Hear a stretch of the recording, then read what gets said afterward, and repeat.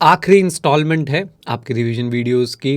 जितने भी miscellaneous topics बचे हुए हैं, कुछ चैप्टर 3 के हो सकते हैं, 4 के हो सकते हैं, 8 के हो सकते हैं, वो सारे मैंने यहाँ पे आपके लिए कवर कर दिए हैं।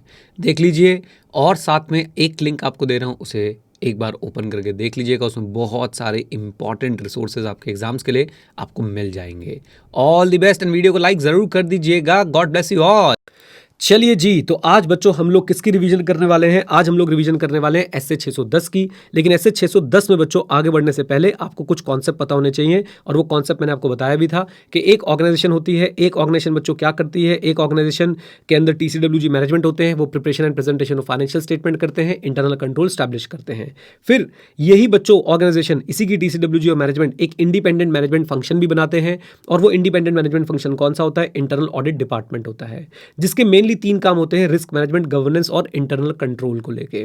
ओके, अब एक्सटर्नल ऑडिटर इस इंटरनल ऑडिट डिपार्टमेंट के प्रति क्या क्या चीजें कर सकता है, या इसको यूज कर सकता है, नहीं कर सकता है, या इंटरनल ऑडिट डिपार्टमेंट को डायरेक्ट असिस्टेंस के लिए यूज कर सकता है, नहीं कर सकता है, इंटरनल ऑडिट डिपार्टमेंट ने जो काम किया है उसको एज ऑडिट एविडेंस यूज कर सकता है, नहीं कर सकता है, वो सारी बातें बच्चों में बताई गई हैं 610 में।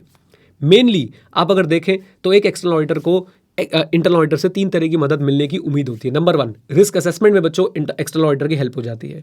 नंबर 2, वो इंटरनल ऑडिटर के काम को as a audit evidence use कर सकता है। नंबर 3, वो इंटरनल ऑडिटर का डायरेक्ट असिस्टेंस ले सकता है। आप लोगों को बच्चों अब तो ये बात समझ आ गई होगी कि भाई डायरेक्ट असिस्टेंस जब भी आएगा तब हमेशा क्या आएगा? DSR आएगा, डायरेक्शन, सुपरविजन एंड रिव्यू आने वाला है। कम ऑन, यस और नो बोल दीजिए, आ जाओ। इसको हम आगे भी कनेक्ट कर लेंगे, अभी के लिए इतनी बेसिक बातें हमने कर ली है। देन इंटरनल ऑडिट फंक्शन बच्चों होता क्या है? एक एश्योरेंस और कंसल्टिंग एक्टिविटीज होती है इसके अंदर। एश्योरेंस तो आप लोग अच्छी तरह समझते हैं, हमने चैप्टर 1 में समझा हुआ है। कंसल्टिंग मतलब यही कि भाई कैसे आप लोग इंप्रूव जो है वो कर सकते हो, क्या कमियां हैं, क्या नया लाना चाहिए, और कैसे आप लोग इंप्रूव कर सकते हो। ये इवैल्यूएट करता है, इंप्रूव करता है इफेक्टिवनेस ऑफ एंटिटीज। 3 बातें हमेशा याद रखें, जैसे ही इंटरनल ऑडिट माइंड में आए हमेशा 3 बातें बोल दो: governance, risk management, internal control. Governance, risk management, internal control. अच्छा जी, गवर्नेंस को लेके क्या एक्टिविटी है? हम लोग चेक करते हैं कि गवर्नेंस के ऑब्जेक्टिव्स अकम्प्लिश हो पाए हैं या नहीं हुए, एथिक्स को लेके, वैल्यूज को लेके, अकाउंटेबिलिटी को लेके। रिस्क मैनेजमेंट को लेके हमारी क्या एक्टिविटी है? असिस्ट करते हैं in identifying and assessing the risk and improving the risk management and internal control. ये बनेगा बच्चों आपके एग्जाम के लिए डायरेक्ट क्वेश्चन, प्लीज मार्क कर लीजिएगा इसको एज अ इंपॉर्टेंट क्वेश्चन। मैंने पढ़ाते समय भी बोला था कि बिल्कुल सीधा सपाट आपसे सवाल पूछ लेंगे इसके ऊपर। सबसे पहले क्वेश्चन क्या बनेगा?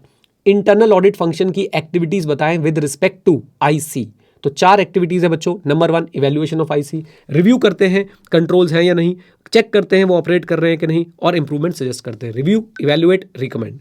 देन उसके बाद examination of what? Financial and operational info. हम लोग चेक करते हैं कि कैसे एंटिटी जो है, इंटरनल ऑडिटर चेक करेगा कि कैसे एंटिटी जो है identify, recognise, measure, classify, report कर रही है फाइनेंशियल और ऑपरेशनल डेटा को। फिर हम लोग रिव्यू करते हैं ऑपरेशनल एक्टिविटी की, उसमें 3 बातें लिख सकते हैं: इकोनॉमी, एफिशिएंसी और इफेक्टिवनेस चेक करते हैं हम लोग एक्टिविटीज की। एंड हम लोग चेक करते हैं कि इंटरनल कंट्रोल जो है वो कंप्लाइंस विद LR फॉलो कर रहा है या नहीं कर रहा है। मैनेजमेंट के डायरेक्टिव्स, लॉ और रेगुलेशन, सारी बातों को इंटरनल कंट्रोल फॉलो कर रहा है या नहीं कर रहा है। चलिए जी, ये तो हमारे बच्चों इंटरनल ऑडिट फंक्शन का मीनिंग हो गया। और साथ साथ में मीनिंग के साथ साथ बच्चों हमने क्या पढ़ लिया? हमने मीनिंग के साथ साथ ये भी पढ़ लिया कि भाई इसके अंदर एक्टिविटीज कौन सी होती है। ओके, अच्छा जी। फिर हमारे पास एक क्वेश्चन आता है, ways in which external auditor may use the function for the purpose of audit. तो इसको भी हमने यहाँ पे पढ़ा हुआ है। इधर देखिए किस तरीके से एक्सटर्नल ऑडिटर जो है वो यूज कर सकता है इंटरनल ऑडिट फंक्शन का for the purpose of audit. और मैंने आपको बताया बच्चों मेनली 2 तरीके से यूज कर सकता है। नंबर 1 कौन सा? Come on, risk assessment. Internal audit function के through auditor will gather the information relevant for evaluating and assessing the risk of material misstatement. दूसरा, using the work of internal audit function in obtaining what? Audit evidence. Internal audit का जो work है उसको as audit evidence use करना है, उसके काम को ऑडिट एविडेंस ऑब्टेन करने के लिए यूज करना है। तो एक यूसेज ये हो गया। तीसरा, हम डायरेक्ट असिस्टेंस भी ले सकते हैं। किससे? डायरेक्ट असिस्टेंस भी ले सकते हैं इंटरनल ऑडिटर से। और डायरेक्ट असिस्टेंस के साथ हमेशा वर्ड जोड़ लीजिए। बताओ बेटा क्या? अब जब भी डायरेक्ट असिस्टेंस लेंगे तो एक्सटर्नल ऑडिटर डायरेक्शन, सुपरविजन और रिव्यू जरूर करने वाला है। तो ये एक और क्वेश्चन बन गया कि कितने तरीके से जो है एक्सटर्नल ऑडिटर काम यूज कर सकता है। किसका? कम ऑन टेल मी, बोलिए। इंटरनल ऑडिट फंक्शन का। अच्छा जी, इसके साथ बच्चों 2-3 बातें जो आपने ध्यान रखनी है। क्या किसी भी तरीके से ये कंपल्शन है एक्सटर्नल ऑडिटर पे कि अगर आप इंटरनल ऑडिट फंक्शन का काम यूज कर रहे हो तो you have to modify the nature, extent and timing of your audit procedure? Answer is no. NET of audit procedure remains the responsibility of the external auditor, remains the decision of the external auditor. Is that clear? बोलो हाँ कहना, बोलो हाँ कहना। अच्छा जी, इसके बाद बच्चों नेक्स्ट पॉइंट भी बहुत इंपॉर्टेंट है, who will be responsible for the opinion on the financial statement. Opinion on the financial statement is the sole responsibility of the external auditor, whether or not he is using the internal audit function or taking direct assistance of the internal audit function. याद रखेंगे इस बात को. आ जाइए. Then फिर उसके बाद बच्चों दो बातें जबरदस्ती की है कि भाई इंटरनल ऑडिटर तो इंडिपेंडेंट नहीं होते हैं और इंटरनल ऑडिटर के काम को यूज करने से पहले आपको 610 को जो है वो पढ़ लेना चाहिए. डन. बोलिए. करेक्ट इनकरेक्ट के लिए बच्चों ये वाला पार्ट बहुत इंपॉर्टेंट है. External auditor responsibility for the audit. Now objective of the auditor, ये शायद आपकी बुक में नहीं है बच्चों, इसको मैंने अलग से लिख के आईसीए की बुक से जो है पढ़ाया है, तो यहाँ पे इतनी अच्छी हैंड राइटिंग में लिख दिया है, आप प्लीज इसको कवर कर लीजिएगा. प्लस प्लस लिख दिया है, मतलब डायरेक्ट क्वेश्चन बनेगा, discuss the objective of the auditor with respect to SA 610 और एज पर SA 610 what is the objective of the auditor. तो पहला ऑब्जेक्टिव है बच्चों determine the what. Come on tell me. Usability. Usability हम लोग determine करेंगे कि भाई क्या इंटरनल ऑडिट फंक्शन का वर्क या उसकी डायरेक्ट असिस्टेंस को हम यूज करें या ना करें. अगर करें तो कौन से एरियाज में करें और कितना करें. क्या इंटरनल ऑडिट फंक्शन को या उसकी डायरेक्ट असिस्टेंस को हम लोग यूज करें या ना करें, करें तो कौन से एरिया में करें और करें तो फिर कितना करें. अच्छा जी, असेस द एडिक्वेसी. यहां पे क्या बोला जा रहा है, assess the adequacy of internal audit function. Adequacy कैसे असेस करते हैं अभी मैं आपको बताऊंगा. देन डीएसआर, अगर हम लोग क्या ले रहे हैं, बेटा डायरेक्ट असिस्टेंस ले रहे हैं. If using the internal auditor work to provide direct assistance, तो हम लोग क्या करेंगे, हम लोग डीएसआर भी करने वाले हैं इंटरनल ऑडिटर के वर्क का. डन. बोलिए. Yes sir. अच्छा जी, ऑब्जेक्टिव्स बच्चों हमारे यहाँ पे क्लियर हो जाते हैं. वेज भी हमारा क्लियर हो गया है, ऑब्जेक्टिव्स हमारा क्लियर हो गया है. आपको ये स्कोप पढ़ने की बिल्कुल जरूरत नहीं है, मैंने आपको पढ़ा दिया है बच्चों. स्कोप मैंने आपको बिल्कुल पढ़ा दिया है, अभी जो नोट्स पढ़ाए हैं उसमें से मैंने कवर करा दिया है. जैसे कि यही कि भाई आपको मॉडिफाई करने की जरूरत नहीं है एनईटी ऑफ ऑडिट प्रोसीजर्स को. Now using the work of IAF, using the work of internal audit function. यहाँ से बच्चों हमारा एक नया टॉपिक शुरू होता है, using the work of internal audit function. तो आपको बोला जा रहा है कि भाई आपको सबसे पहले डिटरमाइन करना है कि कौन से एरिया में और कितना वर्क आप लोग यूज करेंगे. उसके लिए आपको 3 स्टेप्स लेने हैं. नंबर 1, इवेल्युएट करें इंटरनल ऑडिट फंक्शन को. नंबर 2, डिटरमाइन करें annuity of work of internal audit function जो यूज कर सकते हैं. नंबर 3, अब उसके काम को हम लोग यूज करना कैसे करना है वो हम लोग देखेंगे. तो इसमें बच्चों एरियाज और एक्सटेंट में पहला टॉपिक था evaluating the internal audit function. अब इवेल्युएट कैसे करते हैं, आई होप ये आपको याद है. 3 बातें मुझे चैट में लिख के बता दो कि कैसे इवेल्युएट करने वाले हो आप इंटरनल ऑडिट फंक्शन को, कैसे इवेल्युएट करने वाले हो. Objectivity, very good. कॉम्पिटेंस, और तीसरा बच्चों आता है सिस्टमैटिक एंड डिसिप्लिन्ड अप्रोच. मेरे साथ objectivity, competence and systematic and disciplined approach. तो याद रखिए बच्चों, एक्सटर्नल ऑडिटर डिटरमाइन करेगा कि इंटरनल ऑडिट फंक्शन यूज किया जा सकता है for the purpose of audit by evaluating the following. हाँ जी, by evaluating the following: objectivity, competence and systematic and discipline. ये वाला टॉपिक याद है बच्चों, ये कैसे लिखा हुआ है, कह रहे एक्सटर्नल ऑडिटर यूज नहीं करेगा अगर ऑब्जेक्टिविटी नहीं होगी, कॉम्पिटेंस में कमी होगी और सिस्टमैटिक और डिसिप्लिन अप्रोच फॉलो नहीं की गई होगी. हम यहां तक भी बच्चों झेल लेते, लेकिन आईसीए ने बच्चों उसके बाद सितम ढाने की जो है वो हदें पार कर दी और क्या बोला कि ये बताओ factors to be considered in objectivity. तो हमने बोला कोई बात नहीं भाई, सबसे पहले याद रखिए बच्चों ऑब्जेक्टिविटी है क्या, without bias, conflict of interest और अनड्यू इन्फ्लुएंस. आपकी ability, objectivity refers to the ability to perform the task without bias, conflict of interest और अनड्यू इन्फ्लुएंस. तो फैक्टर्स कौन कौन से? Number 1, organisational status. Organisational status कैसा है इंटरनल ऑडिट फंक्शन का. दूसरा, कन्फ्लिक्टिंग रिस्पॉन्सिबिलिटीज तो नहीं है. इंप्लॉयमेंट डिसीजन किसके पास है. कॉन्स्ट्रेंट और रिस्ट्रिक्शन तो नहीं है कम्युनिकेट करने के लिए. और मेंबरशिप है क्या रिलेवेंट प्रोफेशनल बॉडी की. कम ऑन, मेंबरशिप है क्या रिलेवेंट प्रोफेशनल बॉडी की. डन. बोलिए. आ जाइए. देन इसके बाद factors to be considered in determining the competence. Competence वाले फैक्टर बच्चों हमने यहाँ पे अलग से भी लिख लिए थे. क्या क्या? एडिक्वेटली रिसोर्स्ड, यानी कि प्रॉपर नंबर ऑफ इंडिविजुअल्स, जो टीम साइज है वो प्रॉपर होना चाहिए आपका.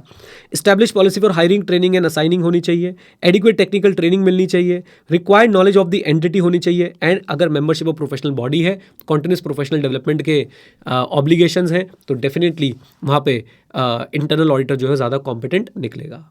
ओके, कॉम्पिटेंस एक बार फिर से बोल देता हूँ. Number 1, team size, adequately resource. Training and assigning, hiring, training, assigning, HTA लिख लीजिए इसको शॉर्ट में. Then technical training. And then हमारे पास आ जाते हैं बच्चों नॉलेज ऑफ द एंटिटी और membership of the professional body and continuous professional development की रिक्वायरमेंट. देन हमारे पास लास्ट टॉपिक बचता है, वो है बच्चों क्या, वो है हमारे पास आता है systematic and discipline approach follow हो रही है नहीं. तो सिस्टमैटिक एंड डिसिप्लिन अप्रोच की अगर मैं बात करूँ तो 2 ही बातें देखनी है. क्या डॉक्यूमेंटेशन है, कम ऑन, क्या डॉक्यूमेंटेशन है. और दूसरी बात बच्चों हम लोग देखते हैं क्या कोई क्वालिटी कंट्रोल प्रोसीजर्स है, सिस्टम ऑफ क्वालिटी कंट्रोल है या नहीं है, एडिक्वेट क्वालिटी मेंटेन करने के लिए कुछ कंट्रोल्स है या नहीं है। लीजिए, appropriate quality control policies and procedures है या नहीं है। यहाँ पे आप लोग रेफर करके आ सकते हैं, जैसे SQC 1 में एलिमेंट्स होते थे, क्या वैसे ही एलिमेंट्स इंटरनल ऑडिट पे भी एप्लीकेबल है या नहीं है। That's it. यहाँ पे आके बच्चों हमारा आज का जो है वो ब्रेक से पहले का काम जो है कवर हो जाता है। अब ब्रेक के बाद हम लोग मिलेंगे और बच्चों इस एसे को कंप्लीट करने की कोशिश, पुरजोर कोशिश जो है वो करेंगे। डन? चलिए, ऑल द बेस्ट। चलिए जी, ब्रेक के बाद वाले सेशन की रिवीजन में आप लोगों का स्वागत है। ब्रेक से पहले बच्चों हमने इंटरनल ऑडिट का जो है बेसिक कवर कर लिया था, ऐसे 610 शुरू कर दिया था और 610 का भी बच्चों हमने एक बेसिक पॉइंट जो है वो कवर कर लिया था। सबसे पहले हमने ऑब्जेक्टिव देख लिया था, अगर आपको याद हो, जिसमें हम लोग देखते हैं कि हम लोग इंटरनल ऑडिट फंक्शन को यूज़ करें या ना करें, उसकी डायरेक्ट असिस्टेंस ले या ना ले। हम देखते हैं कि भाई उसकी एडिक्वेसी को असेस करा जाएगा और साथ साथ में अगर हम उसकी डायरेक्ट असिस्टेंस ले रहे हैं तो DSR जरूर करना है, यानी डायरेक्शन सुपरविजन और रिव्यू जो है वो जरूर करना है। खैर, अब बच्चों हम आ जाते हैं अपने ब्रेक के बाद वाले सेशन की रिवीजन्स पे। हमने ब्रेक के बाद क्या क्या बातें पढ़ी, जरा ध्यान से देखिएगा। सबसे पहले बच्चों हमें टॉपिक मिला determining the nature extent of work of internal audit function that can be used. तो हमें यहाँ पे जानना है कि हमें बेसिकली पता लगाना है कि भाई कौन सा काम हम यूज कर सकते हो, कितना काम हम यूज कर सकते हैं। इसके लिए हमें इंटरनल ऑडिट फंक्शन के काम का नेचर और स्कोप समझना जरूरी है। और एक बात समझनी और जरूरी है कि इंटरनल ऑडिटर के काम का नेचर और स्कोप हमारे ऑडिट स्ट्रैटेजी के साथ अलाइन करता है या नहीं करता है। एक लाइन बस, राइट। हम उसके काम का नेचर और स्कोप समझेंगे और ये समझेंगे कि उसका नेचर और उसके काम का नेचर और स्कोप हमारे काम के साथ अलाइन करता है या नहीं करता है। Is that clear? Yes sir. अब बच्चों इसके मैंने कुछ आपको एग्जांपल्स दिए थे, ये आप लोग अपने क्लास में आपने पढ़ लिए थे, मोर देन सफिशिएंट है। ये मेरे खुद के एग्जांपल्स हैं, ICAI की बुक में नहीं है, तो इनको आप लोग एक बार रीड करके छोड़ सकते हैं। आओ देन इसके बाद बच्चों हम लोगों ने ये एक बड़ा इंपॉर्टेंट क्वेश्चन कवर किया। डायरेक्टली आपसे पूछेंगे कि एग्जांपल्स दो, किसका वर्क का, किसके वर्क का, इंटरनल ऑडिट फंक्शन के वर्क का जो यूज कर सकता है external auditor. Give us the example of the work of the internal audit function that external auditor can use. Direct question आएगा बच्चों आपके लिए 4 नंबर का, तो याद रखिए ऑपरेटिंग इफेक्टिवनेस ऑफ कंट्रोल की टेस्टिंग हम लोग यूज कर सकते हैं। सब्सटैंटिव प्रोसीजर्स कहां पे, जहां पे लिमिटेड जजमेंट इन्वॉल्व है। याद है आपको 2 एग्जांपल्स दिए गए थे। Example number 1 test of detail कर रहे हो ट्रैवलिंग एक्सपेंस का। एग्जांपल नंबर 2 आप लोग complex financial instrument like derivatives etcetera की वैल्यूएशन की टेस्टिंग कर रहे हो। तो बेटा वैल्यूएशन में ज्यादा जजमेंट इन्वॉल्व है, वहां हम इंटरनल ऑडिट फंक्शन का वर्क यूज नहीं करेंगे, लेकिन ट्रैवलिंग एक्सपेंडिचर की वाउचिंग करने वाले वर्क पे हम लोग इंटरनल ऑडिट फंक्शन का वर्क यूज कर लेंगे। ऑब्जर्वेशन ऑफ इन्वेंट्री काउंट, दिहाड़ी बनाओ योजना। अच्छा जी, उसके बाद tracing the transaction, start to end तक ट्रांजैक्शन को ट्रेस करना। एंड सेजल वाला डाउट याद है बच्चों, testing of compliance with regulatory requirements. ये 5 एग्जांपल्स हैं जहां पे हम लोग इंटरनल ऑडिट फंक्शन का काम यूज कर सकते हैं जो ICAI ने दिए हैं। याद रखिए बच्चों, सबसे पहले हमें इंटरनल ऑडिट फंक्शन के काम के नेचर और स्कोप को समझना है, फिर हमें यह समझना है कि उसका काम जो है हमारी स्ट्रैटेजी के साथ अलाइन करता है या नहीं करता है, और फिर हमें ये एग्जांपल्स देके आने हैं। फिर इसका नेगेटिव क्वेश्चन बनाया गया कि वो सर्कमस्टांसेस बताओ जहां पे एक्सटर्नल ऑडिटर कम यूज करेगा इंटरनल ऑडिट फंक्शन के वर्क को। तो सर्कमस्टांस नंबर 1 जजमेंट ज्यादा है, सर्कमस्टांस नंबर 2 रोमम ज्यादा है, 3 और 4 फ्री में आते हैं। बताओ बेटा क्या क्या? Objectivity and competence. Done, objectivity and competence. अच्छा जी, तो ये बच्चों हमारे वो 4 सर्कमस्टांसेस हो गए। अगेन 3 से 4 नंबर का डायरेक्ट क्वेश्चन बनता है। 4 सर्कमस्टांसेस हो गए जहां पे, मैं फिर रिपीट कर रहा हूं, जहां पे बच्चों इंटरनल ऑडिट फंक्शन के वर्क को हम लोग कम यूज करेंगे या फिर यूज नहीं करेंगे। लीजिए, then using the work of the internal audit function, हमने बच्चों ऑब्जेक्टिविटी देख ली, कॉम्पिटेंस देख लिया, सिस्टमैटिक एंड डिसिप्लिन अप्रोच देख ली, हमने काम का नेचर समझ लिया, काम का स्कोप समझ लिया, हमारे काम के हमारी स्ट्रैटेजी के साथ वो अलाइन करता है नहीं, ये समझ लिया। हमने वो एग्जांपल्स देख लिए कि कौन से केसेस में हम लोग इंटरनल ऑडिट फंक्शन का काम यूज कर सकते हैं। हमने वो सर्कमस्टेंसेस देख लिए कहां पे हम लोग इंटरनल ऑडिट फंक्शन का काम यूज नहीं कर सकते हैं। और अब हमें बताया जा रहा है कि देखो भाई, अब अगर आपने प्लान कर लिया है कि आप यूज करने वाले हो सारी चीजों को समझते हुए, तो आपको ये 3 स्टेप्स लेने पड़ेंगे। नंबर 1, डिस्कस करें प्लान्ड यूज। ओके, नंबर 2 बच्चों हम क्या करेंगे? Review the internal audit report. And number 3, in God we trust, rest we audit, we will apply audit procedure on internal auditor work. पहले तीनों को पढ़ लो, फिर उसके बाद एक बार थोड़ा डिटेल में भी बता दूंगा रिवीजन वीडियो में। नंबर 1, डिस्कस करो प्लान्ड यूज। नंबर 2, रिपोर्ट्स पढ़ लो इंटरनल ऑडिटर की। नंबर 3, उसके काम का थोड़ा सा ऑडिट कर लो, उस पर थोड़े से ऑडिट प्रोसीजर लगा लो। ओके, तो देखिए जरा, coordinate activities by discussing planned use with the internal audit function, understand audit procedure of IAF हम ऑडिट प्रोसीजर क्या लगाता है आईएएफ, एंड फाइंडिंग्स क्या है उसकी, हम उसकी रिपोर्ट पढ़ के जान लेंगे। और साथ साथ में हम लोग क्या करने वाले हैं, एडिक्वेसी चेक करने के लिए इंटरनल ऑडिट फंक्शन के वर्क की हम लोग क्या करने वाले हैं बच्चों, हम ऑडिट प्रोसीजर लगा के चेक कर लेंगे इसका काम एडिक्वेट है या नहीं है। देन आपके लिए फिर से बच्चों एक 3 से 4 नंबर का क्वेश्चन बनता है कि आप जब प्लान यूज का डिस्कशन करने वाले हो तो उसमें क्या क्या मैटर्स आप लोग डिस्कस करने वाले हो। Timing, come on, timing, nature, extent. Timing, nature, extent. अगर ध्यान से देखें बच्चों ये तो मजा ही आ गया, एनईटी बन गया ना, NET, nature, extent and timing जो हम पढ़ते हुए आते हैं, नेचर, एक्सटेंट एंड टाइमिंग। उसके बाद बच्चों हम लोग क्या करने वाले हैं, materiality, sampling, documentation, review and reporting. Okay तो ये बच्चों हमारे पास कुल मिला के 7 ऐसे एग्जांपल्स दिए गए हैं कि कौन से मैटर्स आप डिस्कस करोगे प्लान यूज डिस्कस करते समय। तो नेचर, एक्सटेंट एंड टाइमिंग, उसके बाद materiality, sampling, documentation, review and reporting. अंदर की बातें बता देता हूं, तो आप इंटरनल ऑडिटर के साथ डिस्कस करेंगे या इंटरनल ऑडिट फंक्शन के साथ डिस्कस करेंगे कि भाई इंटरनल ऑडिट फंक्शन की टाइमिंग क्या रहने वाली है, कब आप कौन सा प्रोसीजर करने वाले हो। नेचर ऑफ वर्क, किस तरह का आपका नेचर ऑफ वर्क रहने वाला है, मैंने आपको एग्जांपल दिया था, एश्योरेंस है, कंसल्टिंग है, इन्वेस्टिगेशन है। अच्छा जी, एक्सटेंट, हाँ जी, एक्सटेंट ऑफ कवरेज यानी कि आपका स्कोप क्या रहने वाला है, एरियाज क्या क्या कवर करेगा इंटरनल ऑडिटर। मटीरियलिटी लेवल, हम लोग मटीरियलिटी लेवल जो है फाइनेंशियल स्टेटमेंट के लिए, परफॉर्मेंस मटीरियलिटी के लिए जो है वो डिस्कस कर लेंगे कि हम क्या सोच रहे हैं, कैसे हम लोग जो है आइटम सेलेक्ट करते हैं सैम्पलिंग के लिए। डॉक्यूमेंटेशन हम लोग रिव्यू करेंगे, review the documentation on standards for internal audit work. हम लोग क्या देखने वाले हैं कि भाई इंटरनल ऑडिटर की डॉक्यूमेंटेशन अप्रोप्रिएट है या नहीं। एंड फाइनली हम लोग इंटरनल ऑडिट का रिव्यू करेंगे, जो इंटरनल ऑडिट ने रिव्यू किया है उसको पढ़ेंगे और जो उसकी रिपोर्टिंग है हम लोग उसको भी देख लेंगे। लीजिए, एंड इसके बाद बच्चों एग्जांपल जहां पे कोऑर्डिनेशन स्ट्रांग माना जाएगा, जब रेगुलर डिस्कशन हो रहे हैं, इंफॉर्मेशन शेयर हो रही है, एक्सटर्नल ऑडिटर के पास एक्सेस है इंटरनल ऑडिटर की रिपोर्ट्स का और सिग्निफिकेंट इश्यूज जो ऑडिट में आते हैं वो उसे कम्युनिकेट कर लेता है। ओके अच्छा जी, देन हमारे पास आते बच्चों कौन से पॉइंटर्स, हमारे पास आते बच्चों अब डायरेक्ट असिस्टेंस वाले पॉइंटर। क्या हम डायरेक्ट असिस्टेंस ले सकते हैं? हाँ, डीएसआर होना चाहिए, लेकिन उससे पहले ये 3 पॉइंट्स देखने पड़ेंगे। नंबर 1, डिटरमाइन करो क्या हमें डायरेक्ट असिस्टेंस लेना अलाउड है। फिर उसके बाद देखो एरियाज जहां पे डायरेक्ट असिस्टेंस नहीं चलेगी। और तीसरी बात बच्चों, डायरेक्ट असिस्टेंस लेने से पहले 2 एग्रीमेंट करने वो पढ़ लेंगे। तो सबसे पहले डिटरमाइन करो जहां पे डायरेक्ट असिस्टेंस अलाउड है, डायरेक्ट असिस्टेंस अलाउड है कि नहीं। तो हम लोग क्या देखने वाले हैं, सबसे पहले कहीं प्रोहिबिटेड बाय लॉ तो नहीं है, कम ऑन, कहीं प्रोहिबिटेड बाय लॉ तो नहीं है। और साथ साथ में बच्चों फिर वही घिसी पिटी बातें, threats to objectivity and lack of competence है तो डायरेक्ट असिस्टेंस नहीं लेंगे। अगर बच्चों थ्रेट्स टू ऑब्जेक्टिविटी नहीं है और कॉम्पिटेंट बंदा है तो हम लोग जो है डायरेक्ट असिस्टेंस ले लेंगे। डायरेक्ट असिस्टेंस की बच्चों आपको डेफिनेशन भी याद होनी चाहिए। करेक्ट इनकरेक्ट एमसीक्यू फॉर्मेट में अगर ऐसे क्वेश्चन पूछेगा तो उसके लिए फेवरेट रहने वाला है ये। डायरेक्ट असिस्टेंस क्या होता है? Use of internal auditor, not work, use of internal auditor to perform audit procedure. Internal auditor का यूज करना ऑडिट प्रोसीजर परफॉर्म करने के लिए under the DSR of the external auditor, right. Use of internal auditor to perform the audit procedure under the DSR of the external auditor. लीजिए बच्चों, areas where direct assistance is not advisable, 3 marks का question बच्चों सीधा बनता है। जहां पे significant judgement हो, जहां पे हाई रिस्क हो, जहां पे इंटरनल ऑडिटर ने खुद काम किया हो तो वहां पे हम डायरेक्ट असिस्टेंस नहीं लेंगे, उससे हम उसका काम रिव्यू नहीं करवाएंगे। And decision making to internal audit work के whether we need to use the internal audit work or whether we need to use the direct assistance of the internal auditor, ऐसे डिसीजंस में हम लोग internal auditor को involve नहीं करने वाले हैं। एक बार दोबारा बता देता हूं बच्चों, एरियाज जहां पे डायरेक्ट असिस्टेंस जो है वो एडवाइजेबल नहीं है। नंबर 1, जहां पे सिग्निफिकेंट जजमेंट इन्वॉल्व है, जहां बच्चों हाई रिस्क इन्वॉल्व है, जहां पे इंटरनल ऑडिटर का प्रीवियस वर्क है और साथ साथ में decision relating to the internal auditor's work और इंटरनल ऑडिट फंक्शन। लीजिए, देन डायरेक्ट असिस्टेंस लेने से पहले बच्चों याद रखें, एग्रीमेंट कर लीजिए एंटिटी के साथ। क्या एग्रीमेंट कर लीजिए? दैट क्या हम लोग क्या एग्रीमेंट करने वाले? Internal auditor can follow external auditors instruction without interference.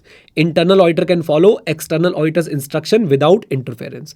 और बच्चों दूसरी बात एग्रीमेंट कर लीजिए किसके साथ? इंटरनल ऑडिटर के साथ। किस बात को लेके? कॉन्फिडेंशियलिटी को लेके और ऑब्जेक्टिविटी को लेके। तो इंटरनल ऑडिटर के साथ एग्रीमेंट कर लेंगे that they will maintain what? Confidentiality and notify the objectivity threads. Done, बोलिए हाँ के ना। जाने से पहले बच्चों हमने 2 टॉपिक और करे थे बहुत छुटकू से, आईएफसी और आईसीएफआर। इसे प्यार से कहीं कहीं जगह पे आईएफसीएफआर ही बोलते थे, घबराने की जरूरत नहीं है। IFC internal financial control, ICFR internal control over financial reporting, ये ब्रॉड पॉलिसी से बात करता है, ये स्पेसिफिक कंट्रोल की बात करता है। ब्रॉड पॉलिसी का example comprehensive IT security preventing unauthorised access of data. यहां पे बच्चों बात हो रही है control over review and approval of manual journal entries, ये फाइनेंशियल रिपोर्टिंग की बात करता है, ये अदर एस्पेक्ट्स को भी कवर करता है। डेफिनेशन लिखने की बात आ जाए, यहाँ पे आप इंटरनल कंट्रोल की डेफिनेशन लिखेंगे पूरी, और यहाँ पे आप लोग क्या लिखने वाले हैं, यहाँ पे आप लिखेंगे कि भाई साहब ये सिर्फ डील करता है internal control over financial reporting से। इस टर्म का यूज बच्चों हम एक जगह पे और करते हैं जब हमें रिपोर्टिंग करनी होती है सेक्शन 143 सबसेक्शन 3 क्लॉज I के अंदर। हमें जब रिपोर्टिंग करनी होती है तो हम बोलते हैं कि हम ICFR पे रिपोर्टिंग कर रहे हैं, ICFR पे ओपिनियन दे रहे हैं, which is in addition to and distinct from our opinion on the financial statements. Is that clear? बोलो हाँ के ना। लीजिए बच्चों, तो ये पार्ट मैं एक बार आपको बुक से भी पढ़ा देता हूँ, क्योंकि मैंने आपको प्रॉमिस किया है कि जो बुक से पढ़ा रहा हूँ, मतलब जो भी मैंने क्लास में जैसे भी पढ़ा है वैसे ही रिवाइज कराऊंगा, ताकि आप लोगों को दिक्कत बिल्कुल भी ना हो। आइए, तो ये पार्ट बच्चों बुक से भी हम लोगों ने कवर किया था। IFC क्या है? इंटरनल कंट्रोल की पूरी डेफिनेशन लिख दो, बस एक चीज इन एडिशन टू है, क्या? Prevention and detection of fraud. अच्छा जी, ICFR क्या है? इंटरनल कंट्रोल और financial reporting are required to express, यहां पे auditor is required to express an opinion on ICFR on the effectiveness and entities in ICFR। Such opinion is in addition to and distinct from the opinion express by the auditor on the FS। Last statement बच्चों correct incorrect के लिए use की जा सकती है। क्या ज्यादा broad है? इंटरनल फाइनेंशियल कंट्रोल ज्यादा ब्रॉड है, याद रखिएगा। ICFR नैरो है। डन? बोलिए हाँ के ना। लीजिए बच्चों, तो यहाँ पे आके हमारा 610 और हमारी जो बेसिक्स हमें IFC और ICFR की रिपोर्टिंग के करवाए थे वो हमने कवर कर लिए हैं। आई होप बच्चों यू एंजॉयड दिस क्लास। लेंदी है बट बेटा हम लोग कवर करके जाएंगे। देखिए मैं आपको फिर एक बात बोलता हूँ, बहुत बच्चे ऐसे होंगे जो शायद ये टॉपिक्स कवर ही नहीं कर रहे होंगे। मैं एक बात बच्चों ये बोलना चाहता हूँ कि ऐसा नहीं है कि वो बच्चे पास नहीं होंगे, वो बच्चे भी पास हो जाएंगे, लेकिन वो ना कहीं एक चांस ले रहे हैं कि अगर टॉपिक नहीं आया तो ठीक है, आ गया तो भाई साहब अगली बार।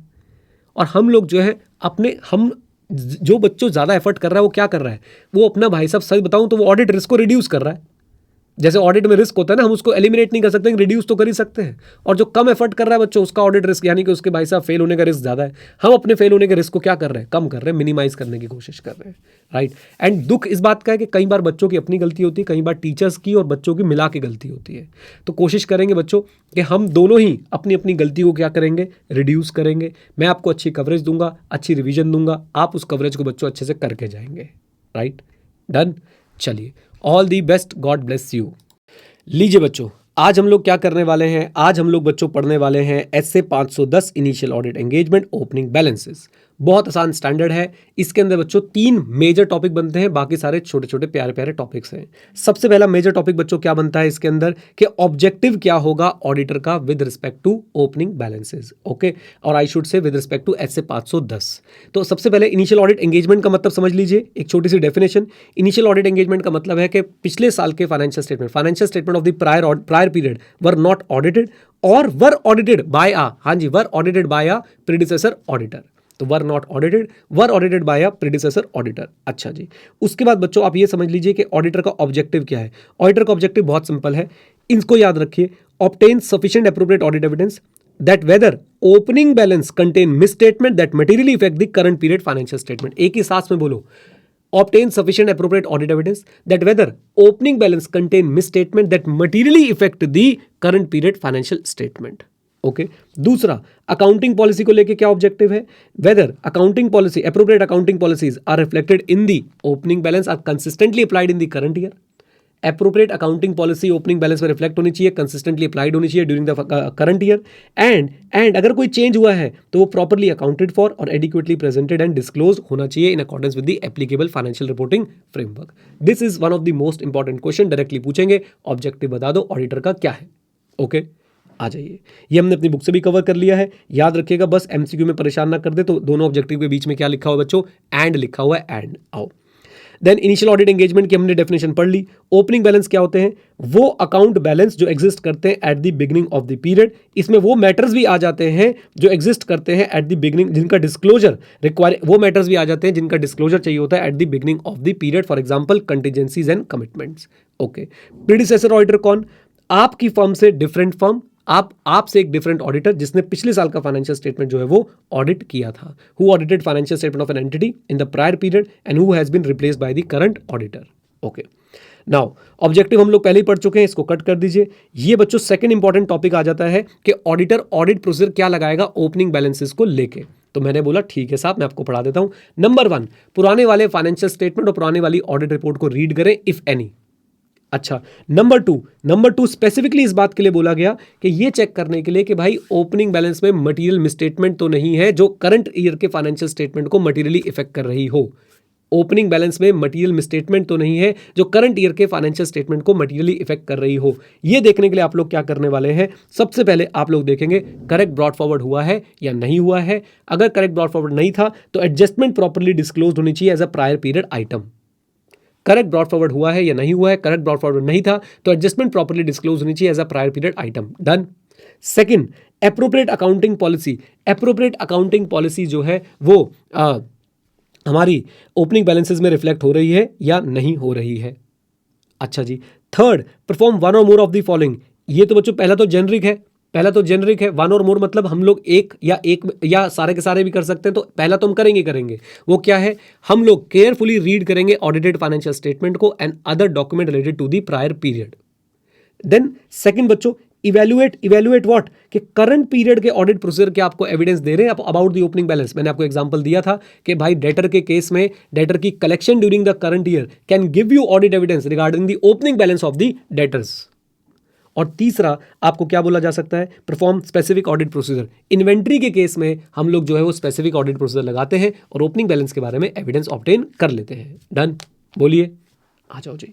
देन इसके बाद बच्चों इधर देखिए, मिसस्टेटमेंट अगर ओपनिंग बैलेंस में है और वो मटेरियली इफेक्ट करती है करंट पीरियड फाइनेंशियल स्टेटमेंट को, लो भाई लो, ऑडिटर के पास ऑडिट एविडेंस आ गया कि ओपनिंग बैलेंस में मिसस्टेटमेंट है जो मटेरियली इफेक्ट करती है करंट पीरियड के फाइनेंशियल स्टेटमेंट को, तो ऑडिटर क्या करेगा, such additional audit procedure as appropriate in the circumstance to determine the effect on the current period financial statement। हम अब इफेक्ट देखने के लिए ऑडिट प्रोसीजर लगाएंगे कि क्या इफेक्ट आता है। जैसे हमने देखा कि भाई अगर इन्वेंट्री की वैल्यूएशन ओवर वैल्यू या अंडर वैल्यू हो तो उसका इंपैक्ट हमारे ग्रॉस प्रॉफिट पे आ सकता है, ग्रॉस प्रॉफिट हमारा बढ़ा या घटा हुआ दिख सकता है करंट ईयर का। अच्छा जी, misstatement in current period financial statement, और अगर मैंने कंक्लूड कर दिया कि भैया मिस स्टेटमेंट एग्जिस्ट करती है because of the misstatement in the opening balance, misstatement in the current financial statement is there, तो हम लोग क्या करेंगे, हम लोग मैनेजमेंट के पास जाएंगे एज पर SA 450। अच्छा जी, देन हमारे पास बच्चों ये कुछ एडिशनल टॉपिक्स हैं। इसमें सबसे पहला टॉपिक ये है कौन से मैटर कंसिडर करने होते हैं while determining the nature and extent of audit procedure necessary to obtain sufficient appropriate audit evidence regarding opening balance. मैं फिर से रिपीट करता हूं, matters to be considered while determining the nature and extent of audit procedure to be applied or to obtain sufficient appropriate audit evidence regarding opening balance. तो मैंने बोला 4 matter consider कर लेना। अकाउंटिंग पॉलिसी आपको पता होनी चाहिए, नेचर ऑफ अकाउंट बैलेंस जैसे कि इन्वेंट्री है या अकाउंट्स रिसीवेबल है, significance of the opening balance, materiality and हमें यह भी देखना पड़ेगा क्या प्रायर पीरियड के फाइनेंशियल स्टेटमेंट ऑडिटेड थे तो क्या वो मॉडिफाइड थे, तो हमें ये चीज़ भी कंसिडर करनी पड़ेगी। मैं फिर बोल दूं, ये क्वेश्चन आज तक पूछा नहीं है बच्चों, बट मुझे लगता है कि ये बहुत ही फेवरेट क्वेश्चन हो सकता है आने वाले टाइम में एग्जामिनर का। क्या, कौन से मैटर कंसिडर करोगे while determining nature and extent of the audit procedure for obtaining audit evidence regarding opening balances. तो 4 बातें याद रखिए। सबसे पहले बच्चों अकाउंटिंग पॉलिसी का पता होना चाहिए आपको, नेचर ऑफ ओपनिंग बैलेंस पता होना चाहिए आपको, साथ साथ में सिग्निफिकेंस ऑफ ओपनिंग बैलेंस पता होना चाहिए, एंड क्या प्रीवियस ईयर में ऑडिट हुआ था, अगर हुआ था तो क्या मॉडिफिकेशन थी ऑडिट ओपिनियन में, ये आपको कंसिडर करके चलना है। लीजिए यहां पे बच्चों एक ही पॉइंट निकल के आता है, अगर prior period financial statement audit करी थी प्रीडिसेसर ऑडिटर ने, अगर prior period financial statement audit करी थी प्रीडिसेसर ऑडिटर ने, तो मैं क्या बोलूंगा, तो मैं बोलूंगा देखो जी, ordinarily I can place reliance on the closing balance contained in the financial statement of the preceding period, except अगर मुझे during the current audit procedure indication मिला मिस स्टेटमेंट का, then I can not rely, I have to apply the audit procedures. Done. आइए जी, then for current assets and current liabilities, ये बच्चों correct incorrect MCQ का मसाला बनता है, ध्यान से देखिएगा। ऑडिट एविडेंस क्या आपको ओपनिंग बैलेंस के लिए करंट ऑडिट प्रोसीजर से मिल सकता है? Yes, it may come from the current audit procedure. Example देके बताओ, collection of opening receivables during the current audit period may give you audit evidence regarding the ERCV of the accounts receivable at the beginning of the period. Done.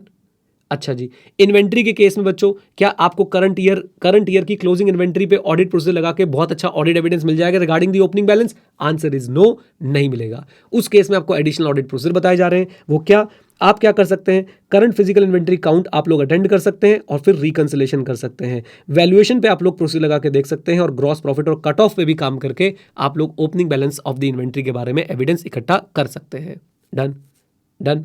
अच्छा जी, non current assets and liabilities. Non current assets and liabilities की अगर मैं बात करता हूं, everyone please focus बच्चों, non current assets and liabilities की अगर मैं बात करता हूं तो उस केस में आपको क्या बोला गया, बहुत ही जेनरिक बात है, आप अकाउंटिंग रिकॉर्ड चेक कर लो, थर्ड पार्टी कंफर्मेशन ले लो और हो सकता है आपको कुछ और स्पेसिफिक एडिशनल ऑडिट प्रोसीजर भी लगाने पड़ जाए, जैसे कि टाइटल डीड्स चेक कर रहे हैं, बैंकिंग स्टेटमेंट चेक कर रहे हैं, एटसेट्रा एटसेट्रा। देन आ जाते हैं एक और इंपॉर्टेंट पार्ट पे जो आपके एग्जाम के लिए सुपर इंपॉर्टेंट है। अभी हमने बहुत सारे क्वेश्चंस भी कवर किए, तो सुनिए क्या है ये कंक्लूजन बच्चों। इसके लिए भी मैंने आपको चार्ट बना के दिया है। Conclusions and reporting, opening balance के केस में ऑडिट एविडेंस नहीं मिला, क्वालिफाइड और डिस्क्लेमर एज पर एसए 705। ऑडिट एविडेंस मिल गया दैट ओपनिंग बैलेंस के अंदर मिसस्टेटमेंट है जो मटेरियल इफेक्ट करती है financial statement of the current year. हाँ जी, ओपनिंग बैलेंस के अंदर मिसस्टेटमेंट है जो मटेरियल इफेक्ट करती है financial statement of the current year और उस मिसस्टेटमेंट को करेक्टली अकाउंट फॉर डिस्क्लोज और प्रेजेंट नहीं किया गया है, तो क्वालिफाइड और एडवर्स। हाँ जी, क्वालिफाइड और एडवर्स। ओके, अगर आपको अकाउंटिंग पॉलिसी की कंसिस्टेंसी को लेके ऑडिट एविडेंस नहीं मिल रहा है, अगर आपको अकाउंटिंग पॉलिसी की कंसिस्टेंसी को लेके ऑडिट एविडेंस नहीं मिल रहा है, या अकाउंटिंग पॉलिसी में जो चेंज हुआ है वो प्रॉपर्ली अकाउंट फॉर डिस्क्लोज्ड और प्रेजेंटेड है या नहीं, इसको लेके आप लोग जो है वो सेटिस्फाइड नहीं है, तो आप लोग क्या करने वाले हैं, क्वालिफाइड और एडवर्स ओपिनियन देने वाले हैं। फिर से बोल दूं, अगर आपको बच्चों अकाउंटिंग पॉलिसी की कंसिस्टेंसी जो है वो नहीं दिखी कि भैया इन्होंने कंसिस्टेंटली अप्लाइड नहीं करी या फिर इन्होंने चेंजेस को प्रॉपर्ली अकाउंट फॉर प्रेजेंटेड और डिस्क्लोज नहीं किया, तो हम लोग क्या करने वाले हैं, क्वालिफाइड और एडवर्स देने वाले हैं। डन, बोल दीजिए, ये लीजिए, ये हमारा बच्चों स्टैंडर्ड खत्म हो गया है, क्योंकि जब रिवीजन वीडियो बन रही है और बच्चों हमने क्वेश्चंस कवर करे हैं तो व्हाई नॉट, आ जाओ मेरे साथ। इस पे क्वेश्चंस कौन कौन से आए थे जरा देख लीजिए। पहला क्वेश्चन बच्चों क्या था कि एक पंकज नाम का भाई चार्टर्ड अकाउंटेंट था, उसने ओपनिंग बैलेंस पे जो है वो काम ही नहीं किया। मुझे बताइए क्या अगर इनिशियल ऑडिट एंगेजमेंट है तो उसे ओपनिंग बैलेंस पे काम करना चाहिए? बोलिए हाँ के ना, कम ऑन बोल दो, येस और नो। इवन अगर बच्चों प्रेडिसेसर ऑडिटर ने भी ऑडिट किया है तो भी क्या मुझे ओपनिंग बैलेंस को लेके काम करना चाहिए? यस, क्योंकि इनिशियल ऑडिट एंगेजमेंट तो है ना, मेरा ऑब्जेक्टिव तो क्लियर है, वहां पे मेरा ऑब्जेक्टिव तो क्लियर है, मुझे सफिशिएंट एप्रोप्रिएट ऑडिट एविडेंस चाहिए, कम ऑन। और प्रोसीजर कौन से लगाने हैं, बिल्कुल मत घबराइए, जब भी प्रोसीजर की बात चले बच्चों, जो मैंने आपको अभी रिवीजन वीडियो के दौरान बताए, आप एग्जैक्टली वही प्रोसीजर जो है वो लगा के आ जाएंगे। कौन से वाले? ये रहे audit procedure regarding opening balances. Done, बोलिए, क्विकली रिवाइज करा देता हूं एक बार और, रिवीजन वीडियो के अंदर रिवीजन। सबसे पहले फाइनेंशियल स्टेटमेंट और ऑडिट रिपोर्ट जो आपके पास प्रीसीडिंग फाइनेंशियल ईयर की है, प्रायर पीरियड की है, उसको आप लोग रीड करें इफ एनी। उसके बाद बच्चों आप ऑडिट एविडेंस ऑब्टेन करें कि ओपनिंग बैलेंस में मिसस्टेटमेंट तो नहीं है जिसका मटेरियल इफेक्ट आ रहा है फाइनेंशियल स्टेटमेंट पे। ये आप कैसे करेंगे? करेक्ट ब्रॉड फॉरवर्ड देख लो और डिस्क्लोजर ऑफ एडजस्टमेंट देख लो, एप्रोप्रिएट अकाउंटिंग पॉलिसी देख लो, अकाउंटिंग पॉलिसी ओपनिंग बैलेंस में एप्रोप्रिएट अकाउंटिंग पॉलिसी थी या नहीं, and perform one or more of the following. One or more में क्या था? फिर से वही फाइनेंशियल स्टेटमेंट और रिलेटेड डॉक्यूमेंट्स पढ़ लो। Audit procedure, current audit procedure के दौरान आपको कोई इंडिकेशन तो नहीं मिल रहा है misstatement in the opening balance में, आप उसको देख लो, और साथ साथ में स्पेसिफिक ऑडिट प्रोसीजर भी आप लोग लगा के देख सकते हैं। Is that clear? बोलिए हाँ के ना। आ जाइए, वापस आ जाइए बच्चों, 2 मिनट और लगेंगे, क्वेश्चंस भी दिखा देता हूँ रिवीजन वीडियो के अंदर ताकि आपका कॉन्फिडेंस बना रहे। लीजिए, एक बच्चों ये क्वेश्चन था कि ऑडिटर अपॉइंट किया गया और ऑडिटर प्रीवियस ईयर जो है वो अनऑडिटेड था, he is unable to obtain sufficient appropriate audit evidence. Sufficient appropriate audit evidence नहीं मिला बच्चों उसको, तो आप लोग क्या करोगे? कम ऑन, तो आप लोग क्वालिफाइड और डिस्क्लेमर दोगे, साथ में बच्चों फ्री गिफ्ट देके आ गए, क्योंकि 3 नंबर में 2 लाइनें लिखते हुए अच्छे नहीं लगेंगे, राइट। फ्री गिफ्ट क्या देके आ गए कि अगर मिसस्टेटमेंट है तो हमने अगर कंक्लूड कर दिया फिर तो क्वालिफाइड और एडवर्स देने वाले हैं। फिर बच्चों ये क्वेश्चन आया, देखो 3 बार आया हुआ है, आईसीएएस स्टडी मटेरियल में है, 2 तरीके से पूछा गया है, और साथ साथ में आरटीपी के अंदर भी पूछा गया है कि ऑब्जेक्टिव क्या है। आई होप आप लोग कर लेंगे, बोल दो। अच्छा जी, ये कर लोगे ना बेटा ऑब्जेक्टिव? बहुत अच्छे से रिवाइज करा दिया। एसएई ऑब्टेन करना है कि ओपनिंग बैलेंस में स्टेटमेंट तो नहीं है जो मटेरियल इफेक्ट करती है करंट पीरियड फाइनेंशियल स्टेटमेंट को। अच्छा जी, इधर देखिए, फिर हम चलते हैं बच्चों किस पे, क्वेश्चन नंबर 4 हमने देखा। क्वेश्चन नंबर 4 थोड़ा टेढ़ा क्वेश्चन था, ये मैं आपको रिवीजन वीडियो में नहीं डाल रहा हूँ, इसको प्लीज एक बार रीड जरूर कर लीजिएगा। कोई बहुत बड़ी बात नहीं थी इसके अंदर, बातें वही पुरानी लिखी हुई हैं, लेकिन थोड़ा सा इसकी जो आंसर फॉर्मेशन है वो थोड़ी सी डिफिकल्ट थी, बट एक बार इसको रीड कर लीजिएगा आप लोग। देन क्वेश्चन नंबर 5 में चलते बच्चों। क्वेश्चन नंबर 5 में क्या था? यही बात कर रहे हैं कि भाई प्रोसीजर कौन से लगाने हैं, तो वो प्रोसीजर हमने बता दिए हैं कि ये वाले प्रोसीजर जो है आप लोगों ने लगाने, सेम जो भी मैंने आपको रिवाइज करा है। Correct incorrect, auditor is not concern with the consistency of accounting policy. Incorrect, auditor तो भाई साहब कंसर्न है with the consistency of the accounting policy.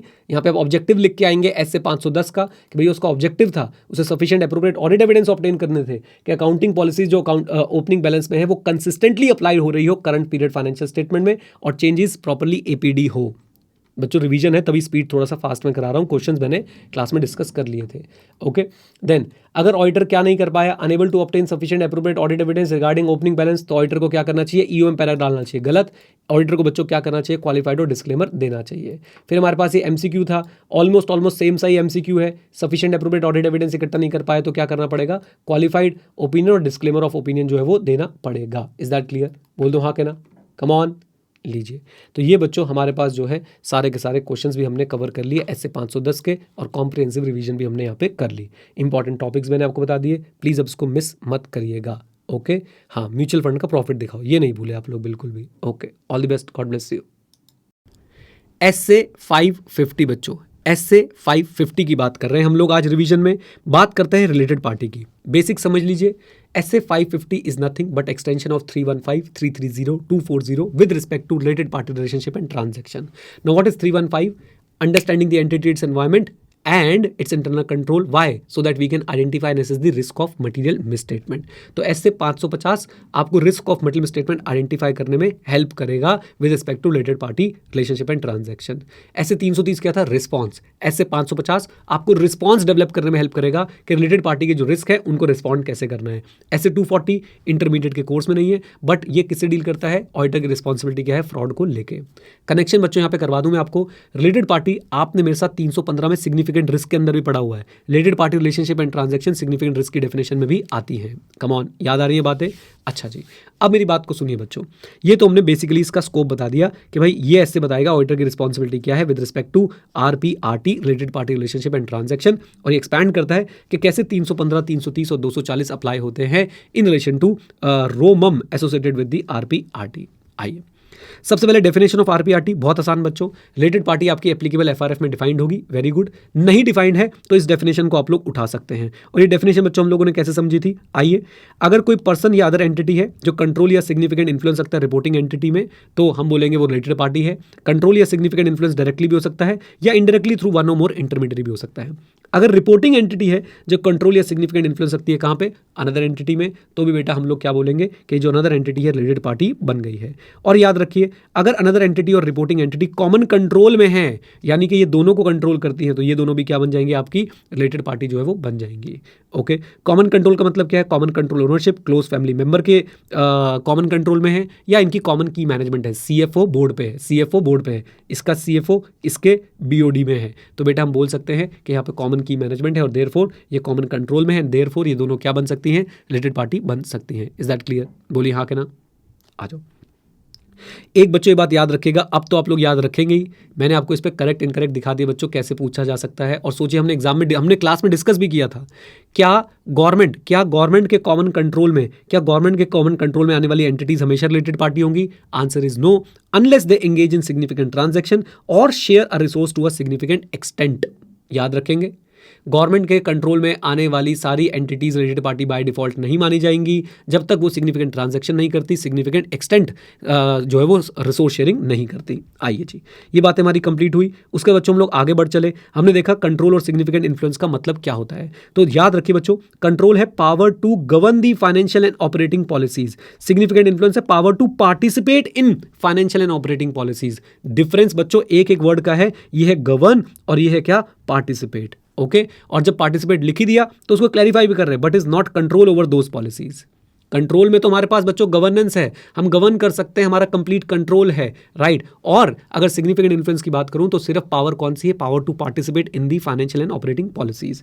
फिर बच्चों आपके सामने एक डायरेक्ट क्वेश्चन बनेगा, और डायरेक्ट क्वेश्चन क्या है कि वो रिलेशनशिप के एग्जाम्पल दो जो इंडिकेट करते हैं कि भाई साहब कंट्रोल या सिग्निफिकेंट इन्फ्लुएंस एग्जिस्ट करता है। मैं फिर से बोल रहा हूं, उन रिलेशनशिप के एग्जाम्पल दो जो इंडिकेट करते हैं कि कंट्रोल और सिग्निफिकेंट इन्फ्लुएंस एग्जिस्ट करता है। तो आप क्या बोलेंगे सॉरी, अगर डायरेक्ट और इनडायरेक्ट इक्विटी होल्डिंग और अदर फाइनेंशियल इंटरेस्ट है, एंटिटी में किसी का, या एंटिटी किसी की इक्विटी होल्ड करती है, फाइनेंशियल इंटरेस्ट रखती है किसी में, टीसीडब्ल्यूजी या की मैनेजमेंट है, तो बेटा उसको भी हम लोग मानेंगे कि इनका भी क्या एग्जिस्ट कर सकता है, कंट्रोल या सिग्निफिकेंट इन्फ्लुएंस। या फिर अब तो बहुत आसान, आप टीसीडब्ल्यूजी के क्लोज फैमिली मेंबर है, आपका टीसीडब्ल्यूजी के साथ सिग्निफिकेंट बिजनेस रिलेशनशिप है, तो वहां पे भी हम लोग क्या मान सकते हैं कि इनका एंटिटी के साथ क्या हो सकता है, कंट्रोल या सिग्निफिकेंट इन्फ्लुएंस हो सकता है।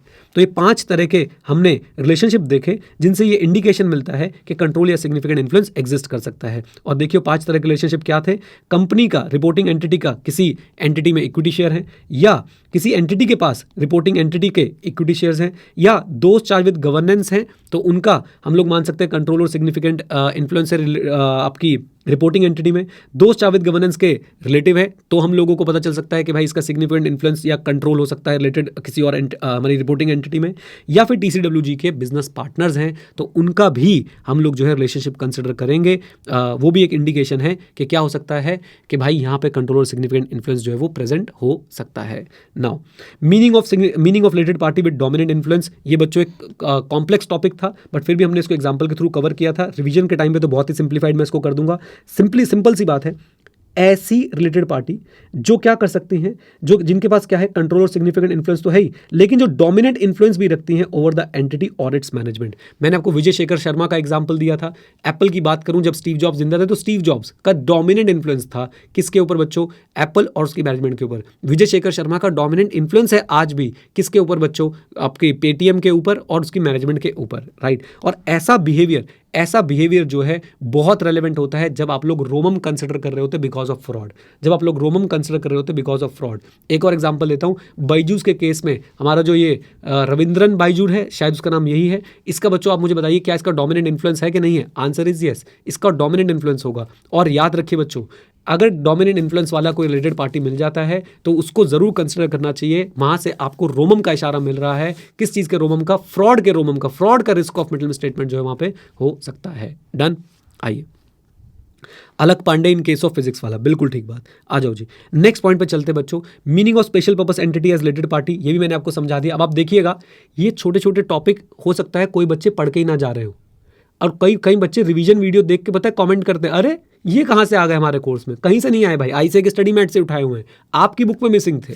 आइए ध्यान से सुनिए, meaning of special purpose entity as related party. जरा ध्यान से देखिए बच्चों, स्पेशल पर्पस एंटिटी एक particular project, particular programme, particular aim के साथ बनाई जाती है, ऑब्जेक्टिव के साथ बनाई जा सकती है। अब उसमें ये आपको समझाने की कोशिश कर रहे हैं कि हो सकता है उसमें इक्विटी बहुत कम हो या इक्विटी ना हो, इक्विटी बहुत कम हो, इक्विटी ना हो, लेकिन फिर भी आप इन सब्सटेंस अगर उसको कंट्रोल करते हैं तो वो भी आपकी रिलेटेड पार्टी मान ली जाएगी। क्लास में आपको मैंने एग्जांपल दिया था कि हाइड्रो इलेक्ट्रिसिटी से रिलेटेड हम लोग एक ऑर्गेनाइजेशन बना रहे हैं एक स्पेसिफिक एम के साथ, उसमें हमारी इक्विटी बहुत कम है, लेकिन उसका टेक, उसका एडमिन, उसकी बैकबोन सारी की सारी हमारे पास है, यानी कि इन सब्सटेंस हम उसे कंट्रोल करते हैं तो वो हमारी क्या मान ली जाएगी, रिलेटेड पार्टी मान ली जाएगी। अच्छा जी, देन नेक्स्ट पॉइंट बच्चों हमारे पास क्या आया था, nature of related party relationship and transaction. अब ये क्या है, यहाँ पे बच्चों आपको क्या बताया गया था कि भाई देखो, अगर related party transaction normal course में है तो हो सकता है उसमें रोमम ज्यादा ना हो in comparison to the transaction with unrelated party, लेकिन nature of related party direct impact डाल सकता है किसके ऊपर, रोमम, और उस नेचर की वजह से बच्चों रोमम जो है वो ज्यादा हो सकता है in comparison to the transaction with unrelated party. अब आपको बोलेंगे एग्जांपल दो ऐसी रिलेटेड पार्टी ट्रांजैक्शंस का जहां पे रोमम जो है वो ज्यादा होता है in comparison to the transaction with the unrelated party. तो नंबर 1, जहां पे एक्सटेंसिव और complex range of relationship and structure बनाया गया है, जहां ये पूरी लाइन याद रखिएगा, जहां पे बच्चों क्या कर रखा है, आप रिलेटेड पार्टीज ऑपरेट कर रही है through extensive and complex range of relationship and structure, वहां पे रोमम ज्यादा होगा। जहां पे इंफॉर्मेशन इनइफेक्टिव है, जहां पे इंफॉर्मेशन जो है वो इंफॉर्मेशन सिस्टम जो है इनइफेक्टिव है to identify, account for and disclose the RPRT, वहां पे बच्चों में बोल सकता हूं कि क्या होने वाला है, रोमम ज्यादा होगा। और तीसरी बात, जहां पे रिलेटेड पार्टी ट्रांजैक्शन आपकी नॉर्मल मार्केट टर्म्स पे कंडक्ट नहीं की गई है, वहां पे भी क्या होने वाला है, वहां पे भी आपका रिलेटेड पार्टी, वहां पे भी आपका रोमम जो है ज्यादा होने वाला है। फॉर एग्जांपल हो सकता है कई related party transaction without consideration जो है वो कंडक्ट कर ली गई हो, वहां पे बच्चों रिस्क ऑफ मिडिल स्टेटमेंट होने के चांसेस ज्यादा है। आइए लास्ट के 2 टॉपिक्स पे चलते हैं, 3 टॉपिक्स पे। नंबर 1, ये इंपॉर्टेंट टॉपिक है बच्चों, ट्रेडिशनल टॉपिक है ये, अंडरस्टैंडिंग एंटिटीज आरपीआरटी। कैसे ऑडिटर अंडरस्टैंड करेगा आरपीआरटी को? सबसे पहले हम लोग मैनेजमेंट से इंक्वायरी करेंगे। क्या इंक्वायरी करेंगे, बताओ जी, कौन कौन सी रिलेटेड पार्टी आपकी रिलेटेड पार्टी है और साथ साथ में उनमें क्या चेंजेस आया है। फिर उनके साथ आपका कैसा रिलेशनशिप है, उनके साथ कोई ट्रांजैक्शन करी क्या, करी तो ट्रांजैक्शन का टाइप और पर्पस बता दो, कौन कौन से रिलेटेड पार्टी है और कोई चेंजेस आए पिछले साल से तो वो बता दो। फिर आपने उनके साथ रिलेशनशिप कैसे एस्टैब्लिश कर रखा है, आपने उनके साथ कोई ट्रांजैक्शन करी क्या, करी तो बेटा आप उस ट्रांजैक्शन का टाइप और क्या बता दीजिए, पर्पस बता दीजिए। अच्छा जी, देन इसके बाद इधर देखिए जरा, फॉलो कीजिएगा।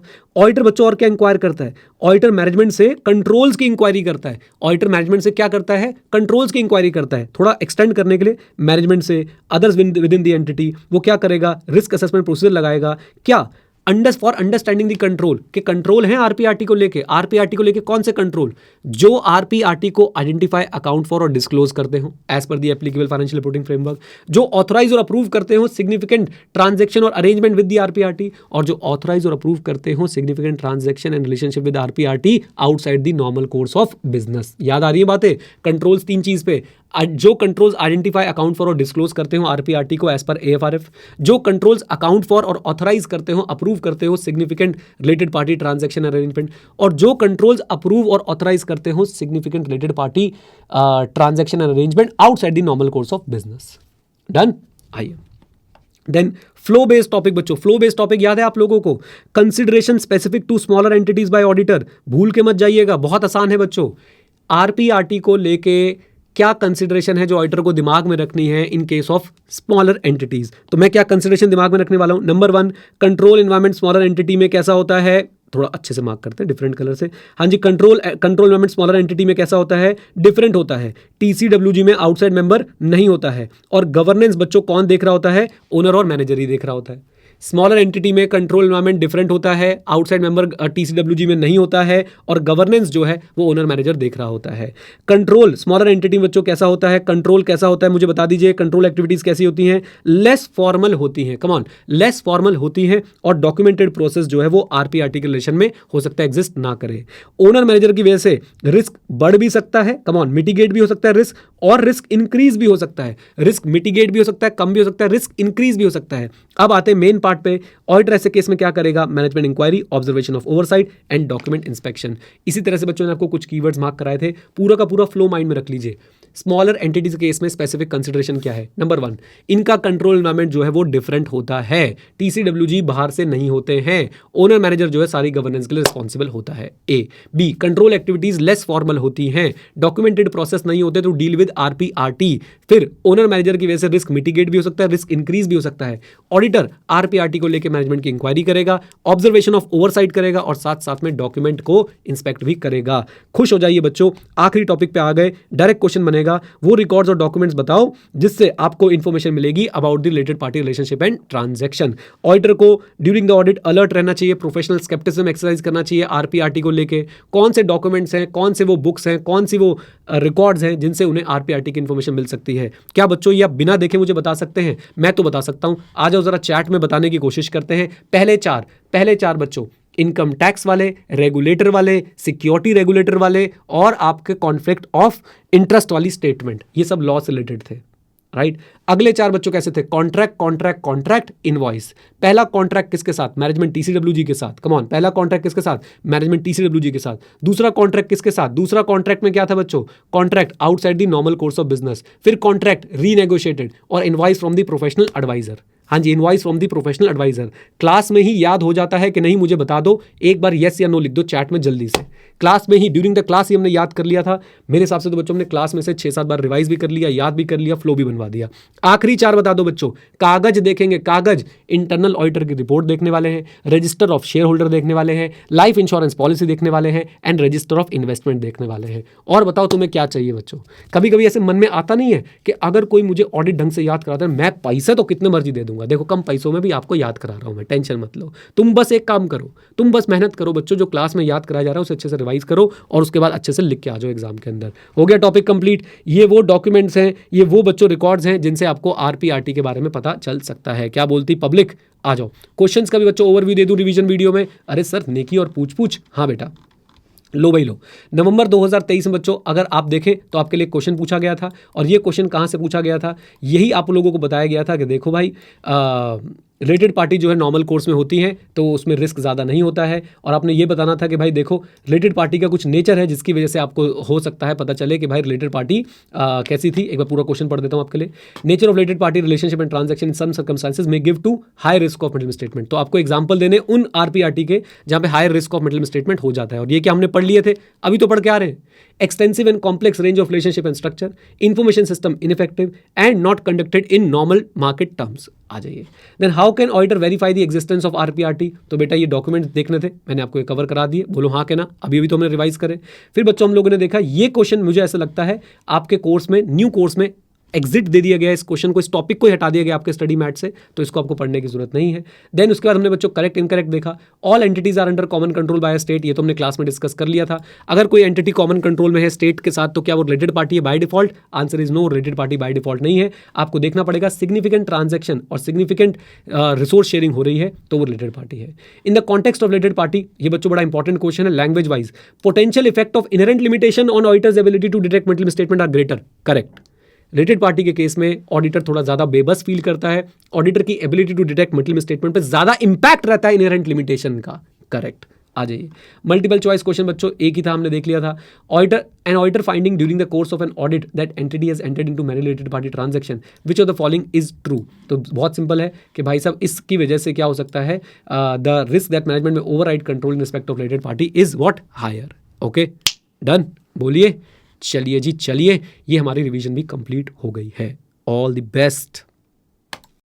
चलिए जी जल्दी से जॉइंट ऑडिट की जो है हम लोग क्या कर लेते हैं, रिवीजन कर लेते हैं। सबसे पहले बच्चों जॉइंट ऑडिट का मतलब एक लाइन में समझ लीजिए, अपॉइंटमेंट ऑफ 2 और more auditors to combine the expertise and resources. Right, तो याद रखिए बच्चों जब 2 या 2 से ज़्यादा ऑडिटर्स को अपॉइंट किया जाए आपके एक्सपर्टीज और रिसोर्सेज को कंबाइन करके वो लोग आपका ऑडिट करें तो उसे हम बोलते हैं जॉइंट ऑडिट।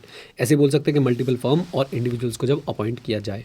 हमारा एग्जाम्पल था टेक सूत्रा हमारी ऑडिट ही है, क्वर्की ऑडिट फर्म और हमारी इनसाइट एलएलपी, ये जो 2 हैं वो ऑडिटर्स हैं। आइए सबसे पहले क्वेश्चन आपसे क्या पूछेंगे, एडवांटेज बता दो। एडवांटेज, तो मैंने बोला साहब एडवांटेज पूछ लो, कोई टेंशन की बात नहीं, हमें तो बिल्कुल पता है। सबसे पहले हम लोग क्या करने वाले, एक्सपर्टीज। एक्सपर्टीज के साथ क्या जोड़ा था हमने, लोकल फर्म की expertise, expertise of the local firm. Right, वो बेटर पोजीशन में है to deal with the local laws and regulation.